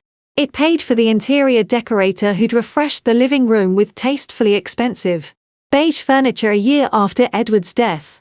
It subsidized the grocery bills for the elaborate, joyless dinner parties. Its lifestyle inflation, funded by debt, on an asset that was supposed to be her security, Martin summarized. Classic. The land deal is the Hail Mary. She's gambling, hoping for a big score to pay off the debt and restore the capital. But from the filings, the Columbus parcel is stuck in permit hell. It's a swamp. Literally and figuratively. She's paying property taxes and legal fees on a useless plot of land. And the other investments? I asked, looking at the list of high-yield ventures Alistair Croft had warned about. Penny stocks. A cryptocurrency mining scheme that folded. An angel investment in a tech startup that made an app for, and I'm quoting the business plan here, curating artisanal moss gardens. Martin's sigh was a whole paragraph. She wasn't just a bad investor. She was a mark. A lonely, proud widow with a nest egg and something to prove. Being taken for a ride by smooth-talking con men who saw, grieving, traditional lady and smelled blood in the water. Croft tried to warn her. His memos get progressively more desperate. He finally resigned 6 months ago. His final letter cites irreconcilable differences in investment philosophy and risk tolerance. That's accountant speak for, you're a moron and I don't want to go to jail with you. The picture was complete. And it was tragic in a way that transcended my personal anger. Margaret hadn't just been controlling, she'd been terrified. Terrified of poverty, of irrelevance, of the world moving on without her. Her traditions and her social maneuvering were a desperate attempt to build a fortress against that fear. The financial recklessness was the other side of the same coin, a frantic, doomed attempt to generate the wealth needed to maintain the fortress. To prove that her way of life wasn't just morally superior, but financially superior. She was trying to alchemize control into capital. And failing catastrophically. This understanding didn't elicit sympathy. It forged my resolve into something harder, colder. Her fear had manifested as cruelty towards me. Her financial failure had created the pressure cooker that led to Kyle's violence. Her entire existence was a predatory zero-sum game. For her to feel secure, someone else had to feel small. For her fortress to stand, Others had to live in its shadow. My encrypted chats with Sophia were now war room sessions. Fiona, Martin's analysis is done. It's even worse than we thought. She's not just broke, she's actively insolvent and has been committing slow-motion financial suicide for years. Sophia, so the settlement proposal is a fantasy. She can't pay. There's nothing to get. Fiona, there's the house. Or what's left of it after the bank takes their cut. And there's the nuclear option, taking the whole package, the will fraud, the reckless investing, the potential loan fraud on the HELOC applications, to the authorities. Let the state take her apart. Sophia, that's a long, ugly road. It would tie you up for years. And it's a grenade. Shrapnel everywhere. Ben. Kyle. You. Fiona, I know. It's the threat that's valuable. Not the action. Whitaker knows it. He's stalling. And he was. Whitaker's responses became slower. More procedural. He requested extensions. He asked for clarification on minor points. He was running out the clock. Hoping for a miracle. Or for me to crack under the strain and settle for a pittance just to be done with it. The pressure, however, was now squarely on Margaret. Isolated. Her social standing in tatters. Her son in jail. Her financial ruin laid bare. She did what cornered creatures do, she lashed out. But now the venom was mixed with a raw, undiluted desperation. A new letter arrived. Not at my office, but at the safe house. Slipped under the door. The stationery was the same, but the handwriting was jagged. The line sloping. Fiona, you have won. Are you satisfied? You have destroyed my son. You are destroying my home. My life's work. You have turned my own child against me with your lies and forged documents. You have poisoned the well of my community with your whispers. I offered you a graceful exit. Money. A clean break. You chose war. Now we all burn. But do not think you are without sin. Do not think your hands are clean. You walked into my house with secrets of your own. A past you carefully hid. Do you think I didn't look? Do you think a mother doesn't protect her son? I know about Stanford. I know about the hearing. The misunderstanding with the intellectual property. The professor whose research you were accused of appropriating. The deal that was struck to make it go away. To let you graduate with your reputation and your future intact. A deal that required you to leave certain circles. To be quiet. You are not the victim here. You are a fugitive. Fiona. A clever little fugitive who found a quiet, simple man and a respectable house to hide in. I was trying to civilize you. To give you structure. And you have repaid that with annihilation. I will see you broken in the gutter beside us before this is over. I will shine a light on every dark corner of your past. Let the world see who you really are. You have one last chance. Withdraw the proposal.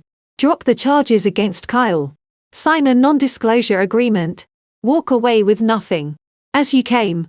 Or I will unleash everything I have. You think you have power with your lawyers and your files. You have no idea what true power is. The power of reputation. The power of truth. Choose wisely. Margaret, I read it sitting at the sterile kitchen island. The city's dawn light bleeding into the room. A cold, sick feeling. One I hadn't felt since the early days in that house. Coiled in my stomach. Stanford. The word was a key to a lock I'd thought was sealed forever. She was right. I had a secret. It wasn't a crime. It was a tragedy. And a betrayal. And the reason I'd built such high, thick walls around myself. In my final year of my master's, I'd worked closely with a professor, Dr. Alden, on a groundbreaking neural network optimization project. I'd done the bulk of the innovative work.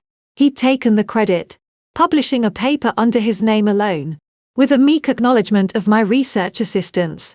When I confronted him, with evidence, he turned the tables. He was a star, a department head. I was a gifted but troublesome foreign student. He claimed I'd stolen his preliminary notes. It became a he said, she said of the most vicious academic variety. To avoid a protracted, career-ending legal battle, the university brokered a deal. The paper would be retracted due to authorship disputes. No formal finding would be made. I would graduate. And we would all go our separate ways with a binding non-disclosure agreement. It wasn't justice. It was a burial. I'd taken the deal. My dreams of academia incinerated. And fled into the corporate tech world, where output mattered more than pedigree. I'd buried the shame. The rage. The feeling of being utterly erased. I'd never told Kyle. I told almost no one. Sophia knew the broad strokes. Margaret had somehow found it. A private investigator. Perhaps. Whitaker's resources. She'd dug. And she'd found the one scar I thought was hidden. The threat wasn't to reveal a crime, but to resurrect a humiliation. To paint me as a plagiarist. An untrustworthy schemer who'd do anything to get ahead. To give credence to her narrative that I was a manipulative fortune hunter. In the court of public opinion she valued so highly. It could be devastating. My hands trembled. But not with fear.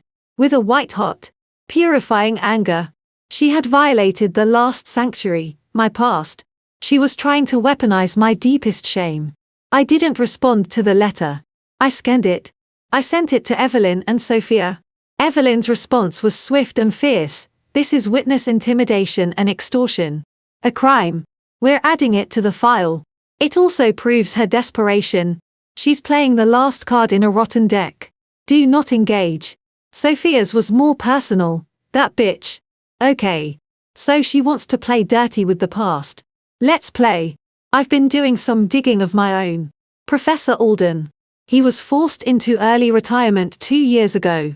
Multiple, credible allegations of intellectual theft and sexual harassment from female grad students. The university paid out several settlements. His reputation is mud. If she drags Stanford into this, we drag him into it. We have the receipts. Your story isn't a weakness. Fee. It's a weapon. It proves you've been fighting this kind of predatory bullshit your whole life. Her words were a lifeline. The sick feeling receded, replaced by a grim determination. Margaret had just shown me her final move. And it was a bluff. A dangerous, nasty bluff. But a bluff nonetheless. I had a choice. I could use the nuclear option, hand over Ben's evidence and Martin's forensic report to the authorities, and watch as Margaret faced not just financial ruin, but possible criminal charges for fraud and witness intimidation. It would be a drawn-out, brutal process that would consume me as much as her. It would guarantee Kyle's total destruction. It would be justice, of a sort. But it would be a scorched earth justice that left nothing alive in its wake. Or, I could use the leverage to force the clean, surgical exit I'd originally wanted. To trade the threat of annihilation for a swift, decisive severance. I needed to see the ledger not just as numbers, but as a map of human damage. I thought of Ben, who wanted only to be free of the toxic legacy. I thought of Kyle, sitting in a cell, a weak man broken by a strong, wrong woman. I thought of my own future, stretching out beyond this nightmare. Did I want it defined by a years-long legal war with a bitter old woman? I called Evelyn. I want to meet with them. One last time. In the house. With you present. But outside the room. Just me, Margaret, and Kyle. Evelyn was silent for a long moment. Fiona. That is a profoundly bad idea. It's a tactical nightmare. Anything said can be misconstrued. The emotional volatility. It's not a negotiation, I said. My voice calm. It's a presentation. Of the ledger. And of the choices. They need to see it. And see me. And understand that I'm not afraid of their threats. I need to look her in the eye when I say it. Then, we settle. On my terms. But not the nuclear terms. Clean terms. Another pause. You're offering a mercy they don't deserve. I'm offering myself a future, I corrected. One that isn't chained to their disaster. The threat of the nuclear option is more powerful than its detonation. I want to use it to get a surrender. Not a massacre. Evelyn sighed. The sound of a lawyer whose client was about to do something emotionally satisfying and legally risky. I'll set it up. But with conditions. I'm in the next room. You wear a wire, audio only. For your protection. It doesn't come into evidence unless they threaten you. 1 hour. Max. And at the first sign of aggression, we walk. Understood. Understood. The meeting was set for 3 days later. At 10 a.m. In the empty dining room on Maple Drive. The stage of my humiliation would become the stage for their surrender. The night before, I couldn't sleep. I sat by the window, looking at the hidden ledger, not the financial one, but the human one. The column of debts, my dignity, my safety, my peace. The column of assets, my freedom, my clarity, my rage. The balance was finally tipping.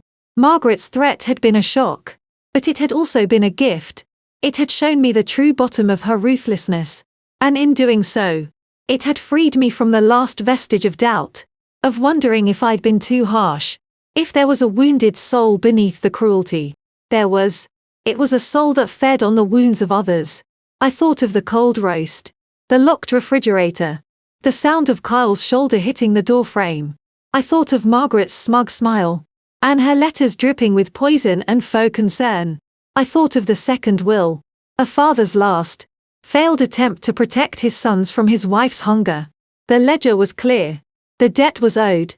Tomorrow, I would present the bill. The house on Maple Drive had always possessed a certain smell, lemon polish, old wood, and the faint, sweet decay scent of potpourri. As I stood on the porch that Tuesday morning, keying in the disarm code for the security system Evelyn had insisted be temporarily disabled, I realized the smell had changed.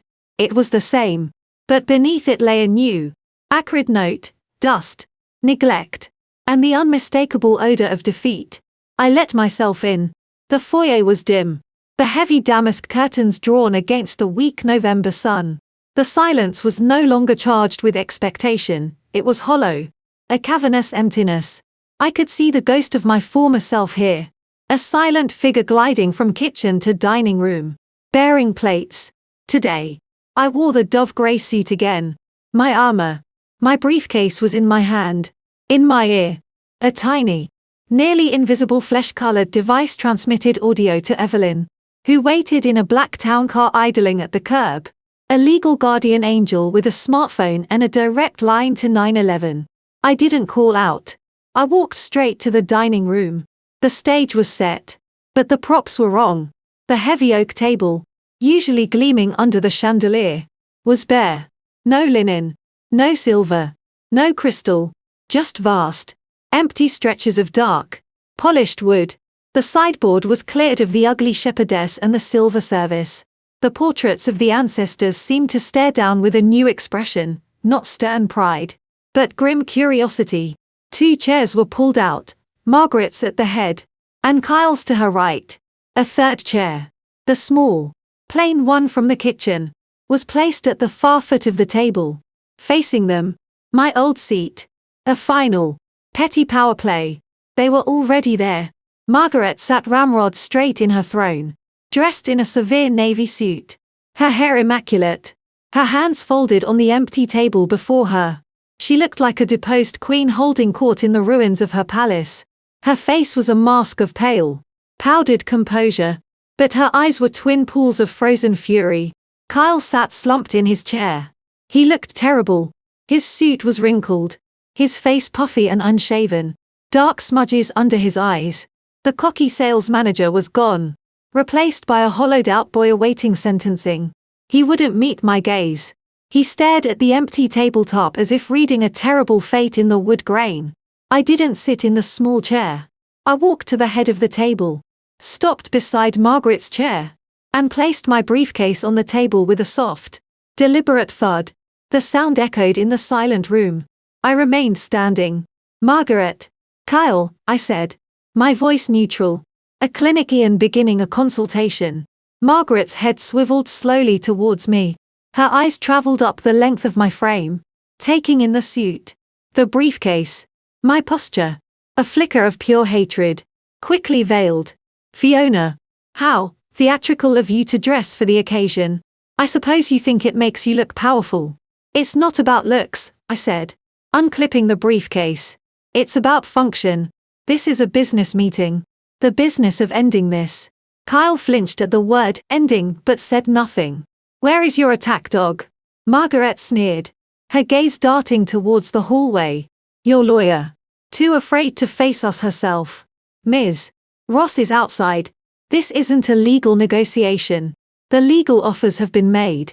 This is a clarification. I pulled out 3 folders, laying them side by side on the table in front of Margaret. A presentation of the ledger.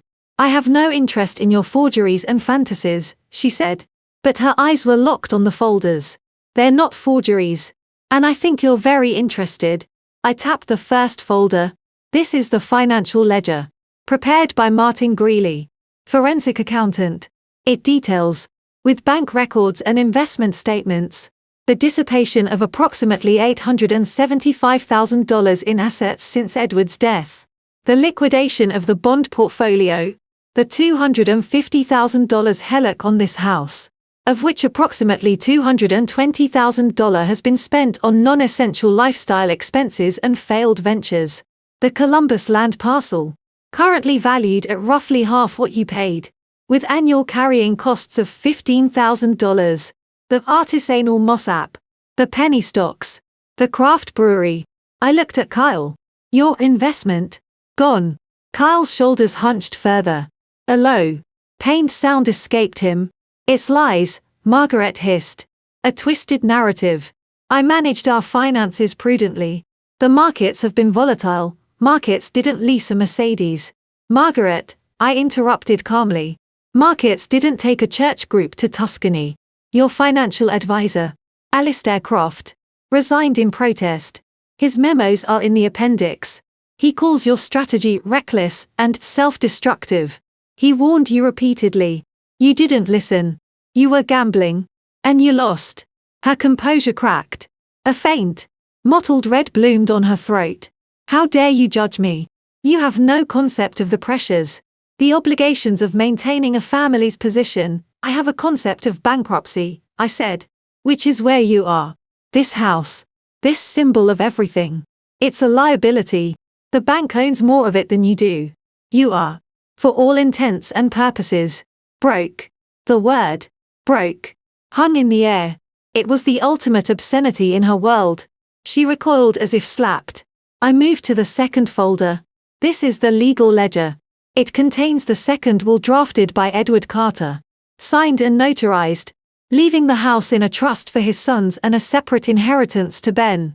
It contains the letter from the lawyer your husband trusted, stating that you contested it using a false medical affidavit. That's fraud, Margaret. Criminal fraud. A felony. Ben is prepared to file a civil suit. My attorney is prepared to refer the matter to the county prosecutor. You could lose what's left. And you could go to prison. The color drained from her face completely, leaving her the shade of old parchment. Her hands, still folded, began a fine, almost imperceptible tremor. For the first time, I saw real, unadulterated fear in her eyes. Not social fear, but the primal fear of cages and loss of control. Ben, she spat the name like a curse. That ungrateful wretch. He's in league with you. Of course. Poison calling to poison. Ben wants his freedom. And he wants his father's last wishes honored. I'm the one giving him the means to do it. I turned to the third folder. The thinnest one. I opened it. Inside was her last letter to me. The one threatening to expose my Stanford past. I laid it on top. And this, I said. My voice dropping. Becoming softer. More dangerous. This is the personal ledger. Your extortion attempt. Your threat to weaponize the worst experience of my life to try to silence me. A crime. Margaret. Witness intimidation. Added to the file. Her eyes darted to the letter. Then back to my face. The fear was still there. But it was now mingled with a furious, baffled pride. She had played her trump card. And I had not only called it. I had evidence marked it. You think you're so clever, she whispered. Her voice a dry rasp. You think your files and your lawyer make you strong. You're a vindictive little girl breaking her toys because she didn't get her way. You came from nothing. And you wanted what we had. Our name. Our stability. And when you realized it wasn't the fantasy you'd built in your head, you decided to smash it all. I finally pulled out the small chair and sat. Not in it, but on it, turning it to face them directly. My back to the foot of the table. I was no longer at the foot. I was a third point in the triangle. An equal. A judge. I didn't want what you had. Margaret, I said. And for the first time, I let a sliver of my own emotion through, not anger, but a profound, weary contempt. I wanted a partner, a home, a life. You offered me a role. The role of a servant. The silent, waiting woman. You offered me a seat at the table only after everyone else was finished. And only if I earned it through absolute obedience. You didn't want a daughter-in-law. You wanted an audience. An scapegoat. I looked at Kyle, who was now watching me. His eyes red-rimmed and lost. And you offered me love. I think. Or what you thought was love. But it was conditional. It was contingent on me fitting into the mold she made for you. When I didn't. When I had the audacity to want to be treated as an equal. Your love turned to shoves. To threats. To letting her lock me out of my own kitchen. I'm sorry, he choked out. The words thick with tears. Fiona. I'm so sorry. I was wrong. About everything. I was scared. You were weak, I corrected. Not unkindly. But with a finality that brooked no argument. And she made you that way. She needed you weak. Needed you dependent. So she could be the sun. And you traded your spine for her approval. You traded my safety for her comfort. He broke then. His face crumbling. Great. Shuddering sobs racking his frame. He put his head in his hands. Margaret watched him. Her expression not of compassion, but of disgust. Her masterpiece was weeping. It was the final insult. Stop it. Kyle, she snapped. Her voice brittle. Control yourself. She wants to see you like this. She's enjoying it. I'm not enjoying it, I said. And I meant it. The sight was pitiable. But it evoked no sympathy. Only a distant sadness. I'm stating facts. This is the ledger. The financial ruin. The legal peril. The emotional wasteland. This is what your traditions built. This is the balance sheet. I leaned forward. My elbows on the table. Steepling my fingers. Now. Here are your choices. As I see them. They both looked at me. Carl through his tears. Margaret with that frozen, hateful stare. Choice 1, the nuclear option. I give Ben the green light to file his fraud suit. I submit Martin's report and your extortion letter to the Attorney General's Office for Criminal Investigation. I push for the maximum penalty on Kyle's assault and restraining order violation. We all go to war. It will take years. It will cost a fortune you don't have. The house will be seized. Your name will be in the paper. Connected to fraud and abuse. Not gossip. Kyle will likely serve jail time and will be unemployable. You, Margaret, could face prison. It will be a total, utter annihilation. You will have nothing. Not even the pretense. Margaret's breath was coming in short, sharp gasps. She looked like she was having a silent heart attack. Choice 2, I continued.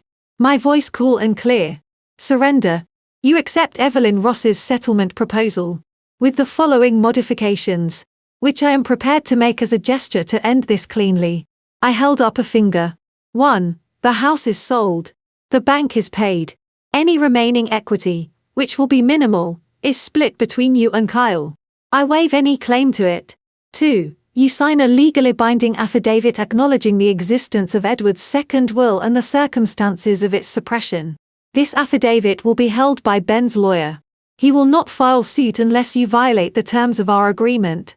3. You both sign comprehensive non-disclosure and non-disparagement agreements. You do not speak of me, my past, or this matter, to anyone, ever. 4. Kyle pleads guilty to the misdemeanor charge related to the restraining order violation. He undergoes a court-mandated anger management program. The more serious charges are dropped. 5. You, Margaret, provide a written, specific apology to me for the campaign of coercive control. The tradition, the lock on the refrigerator. The slander. It will be for my records only. And 6. You pay a one-time sum to me, not from the house sale, but from your personal funds. $50,000. For my legal fees, therapy, and the cost of rebuilding my life. Consider it a fine. A penalty for the misery. I sat back. That's it. Those are the choices: annihilation, or a structured, quiet surrender that allows you to walk away with something. Not your pride, not your social standing, not this house, but your freedom. And no handcuffs. The silence in the room was absolute, broken only by the tick of the grandfather clock in the hall and Kyle's subsiding hiccups. Margaret stared at me, her mind working behind her eyes, calculating, scheming, looking for a third option, a trap, a loophole. There was none. She began, her voice a ruin of its former melodic control. You would have me apologize. To you. You would fine me. As if you were a judge. I'm not the judge, I said. The facts are the judge. I'm just reading the verdict. And presenting the sentence. You can accept it. Or you can appeal to a higher court, a criminal court. I don't recommend it. And if I refuse? Your settlement. The word was ash in her mouth. Then I pick up that phone, I said, nodding towards the hallway where Evelyn waited. And I call the number for the state prosecutor's office that is pre-dialed on my attorney's phone. And the war begins. Today. Right now. We locked eyes. It was a battle of wills. But the battlefield was on my terms. I had the high ground, the supplies, and the overwhelming force. She had a crumbling fortress and a broken army of one. I saw the exact moment she broke. It wasn't a collapse. It was a deflation. The furious light in her eyes didn't go out, it was simply smothered, buried under the immense, undeniable weight of reality. Her shoulders, always held so perfectly, sagged a fraction of an inch. The tremor in her hands stilled, as if even that required energy she no longer possessed. She looked at Kyle, who was now just a spent, weeping husk. She looked at the empty table, the symbol of her dominion, now just a piece of furniture in a failing asset. She looked back at me, and in that look, I saw it all, the hatred, the fear, the bitter, grinding acknowledgement that she had lost. Not just the battle, but the war for control, for narrative, for the future she had tried to architect. You are a vile creature, she said, but the words had no heat. They were an epitaph. You have taken everything from me. No, Margaret, I said, standing up. I gathered my folders, slid them back into the briefcase. The click off the latches impossibly loud. You built this on control and lies. You mortgaged your son's soul and your husband's last wishes to pay for a fantasy. I'm just refusing to live in the ruins. And I'm giving you the chance to walk out of them before they bury you. I walked to the doorway, then paused. I didn't look back. Evelyn will have the revised agreement drawn up by end of day. You have 48 hours to sign. After that, the offer expires. And my next call isn't to my lawyer. It's to the district attorney. I left them there, in the silent dining room, at the empty table, the deposed queen and her broken prince. The performance was over. The curtain had fallen on their play.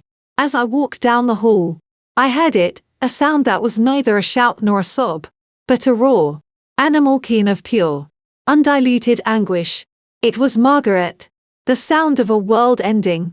I closed the front door softly behind me. The crisp autumn air was a shock, clean and sharp. Evelyn was standing by the car, her face unreadable. She gave me a slight, professional nod.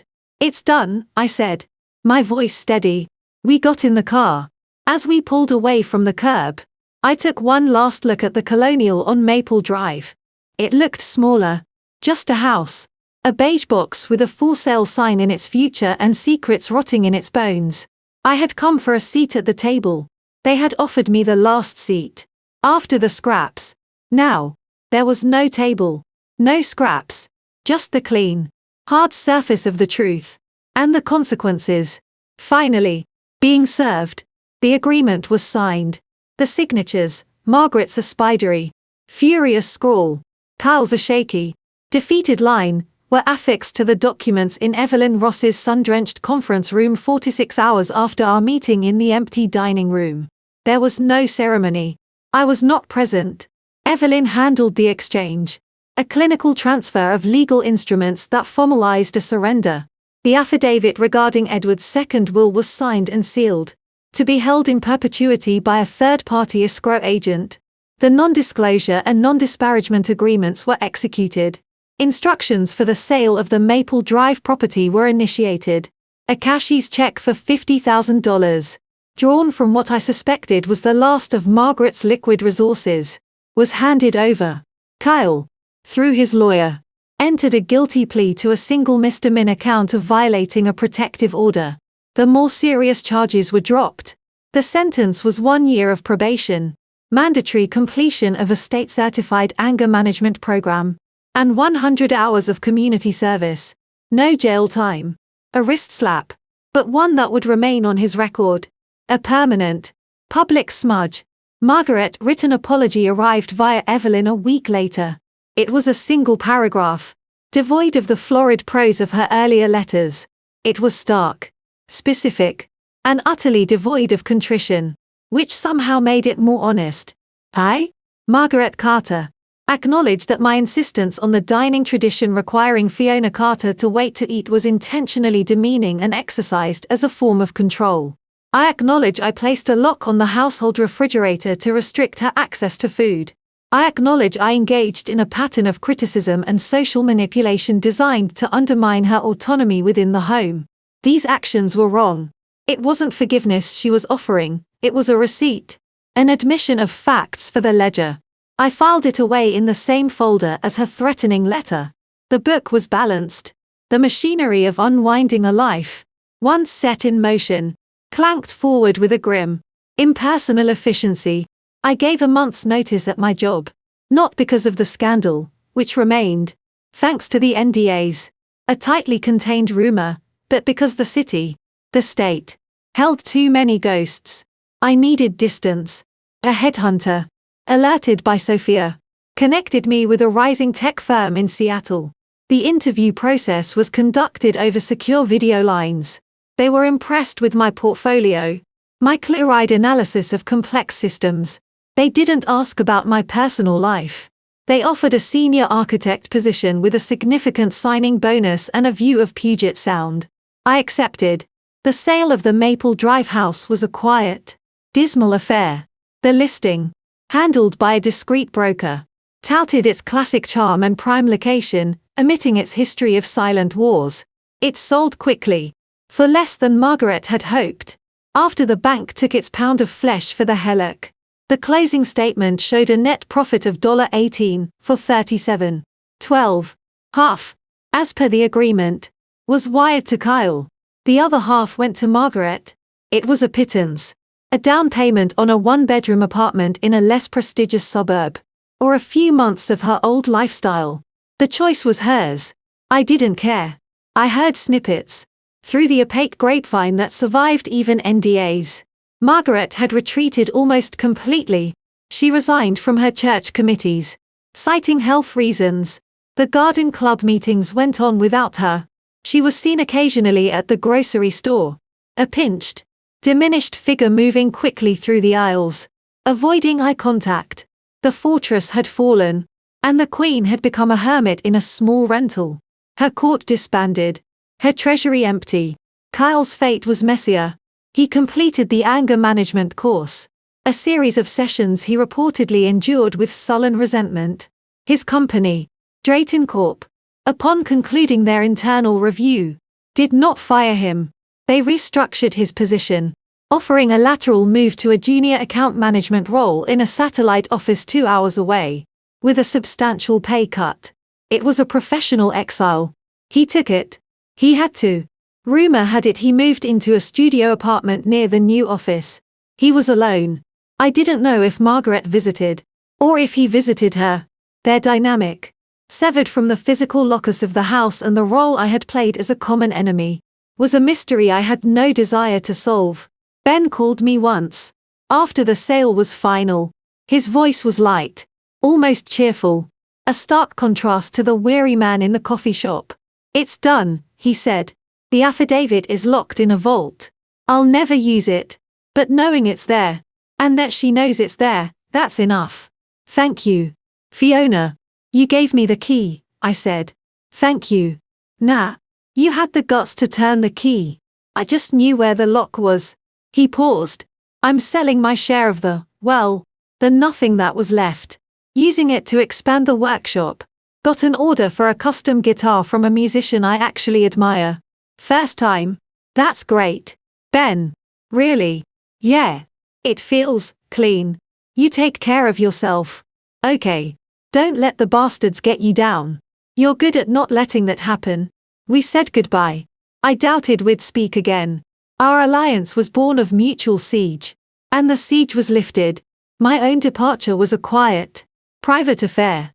I packed my life, the life that was truly mine. Not the props I'd used on Maple Drive, into a handful of boxes. My books on coding and systems theory. The few pieces of art I loved.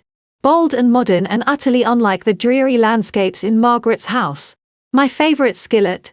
My clothes. It all fit into the back of a rented SUV. Sophia helped me load the last box.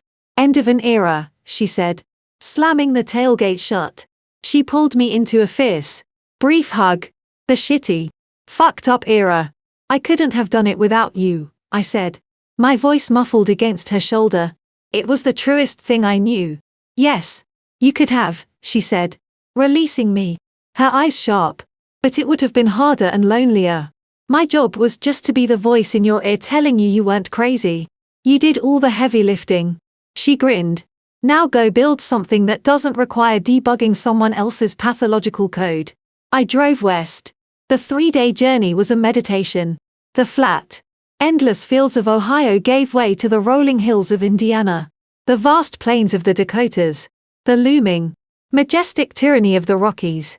And finally, the dense, green embrace of the Cascades. With each mile, the weight on my shoulders. A weight I had grown so accustomed to I'd forgotten it was there. Lessened.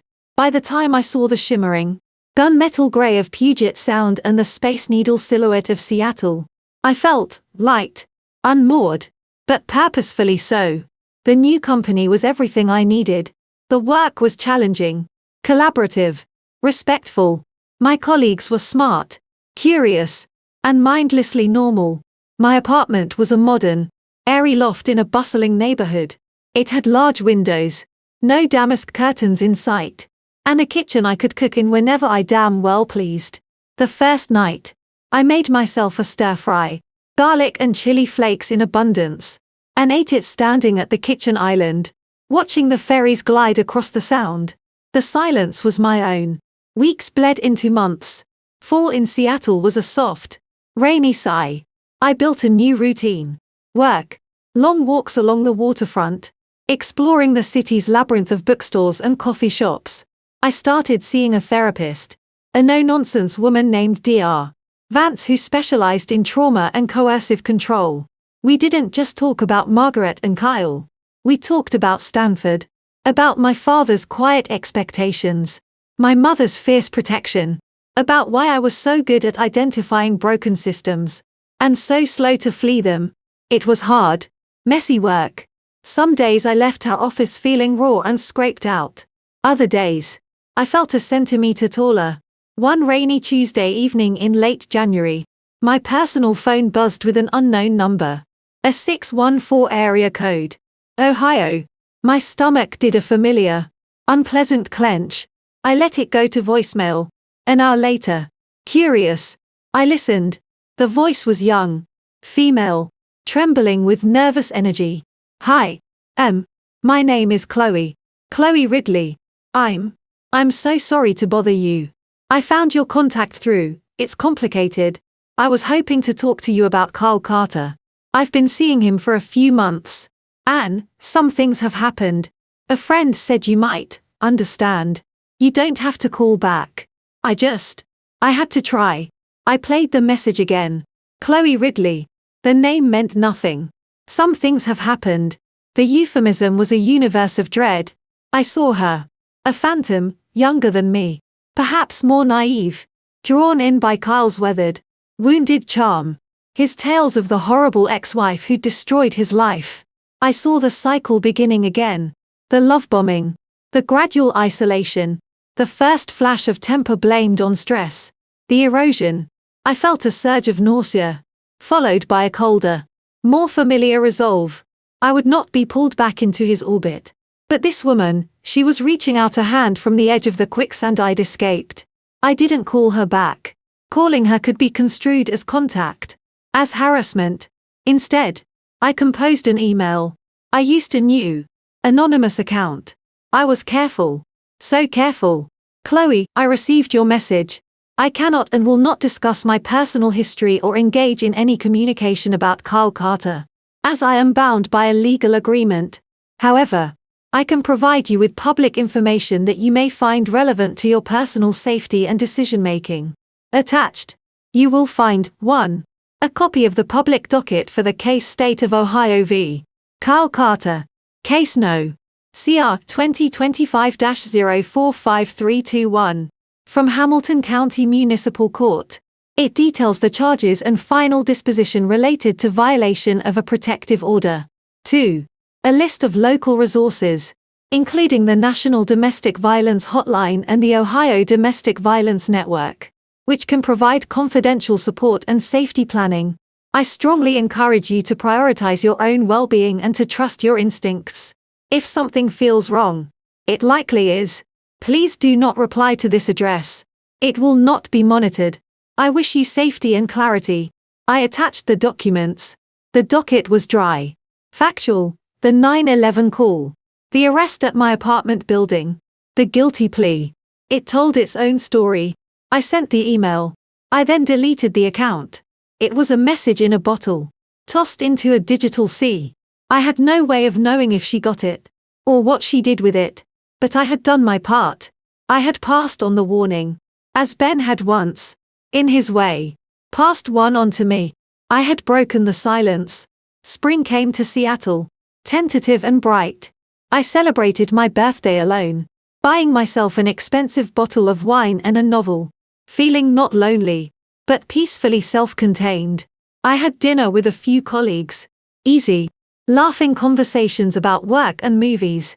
I felt myself unfolding, like a plant finally moved into the sun. One Saturday morning in April, I was in my kitchen. Sunlight streamed through the windows, painting warm rectangles on the polished concrete floor. I was making breakfast, something I'd never really done at Maple Drive. The ritual was mine. I scrambled eggs with scallions and a dot of chili crisp. I toasted thick sourdough. I brewed strong coffee. The smells, toasting bread, frying eggs, bitter coffee, were the smells of my freedom. I plated the food, poured the coffee, and carried it to my small, modern dining table. It was a simple slab of light oak, with 2 chairs. I sat in one. I looked at the empty chair opposite me. It wasn't a threat. It wasn't a placeholder for someone who would dictate when I could sit. It was just a chair. For a friend, a guest, a future possibility, or for no one at all. The choice was mine. I picked up my fork. I took a bite of the eggs, still steaming. I looked out the window at the sparkling water, the distant, snow-capped Olympics, the endless, open sky. No one was watching. No one was waiting for me to finish. There was no last seat. There was just this seat. At this table. In this life I had built. Bite by careful, deliberate bite. I ate my breakfast. It was delicious.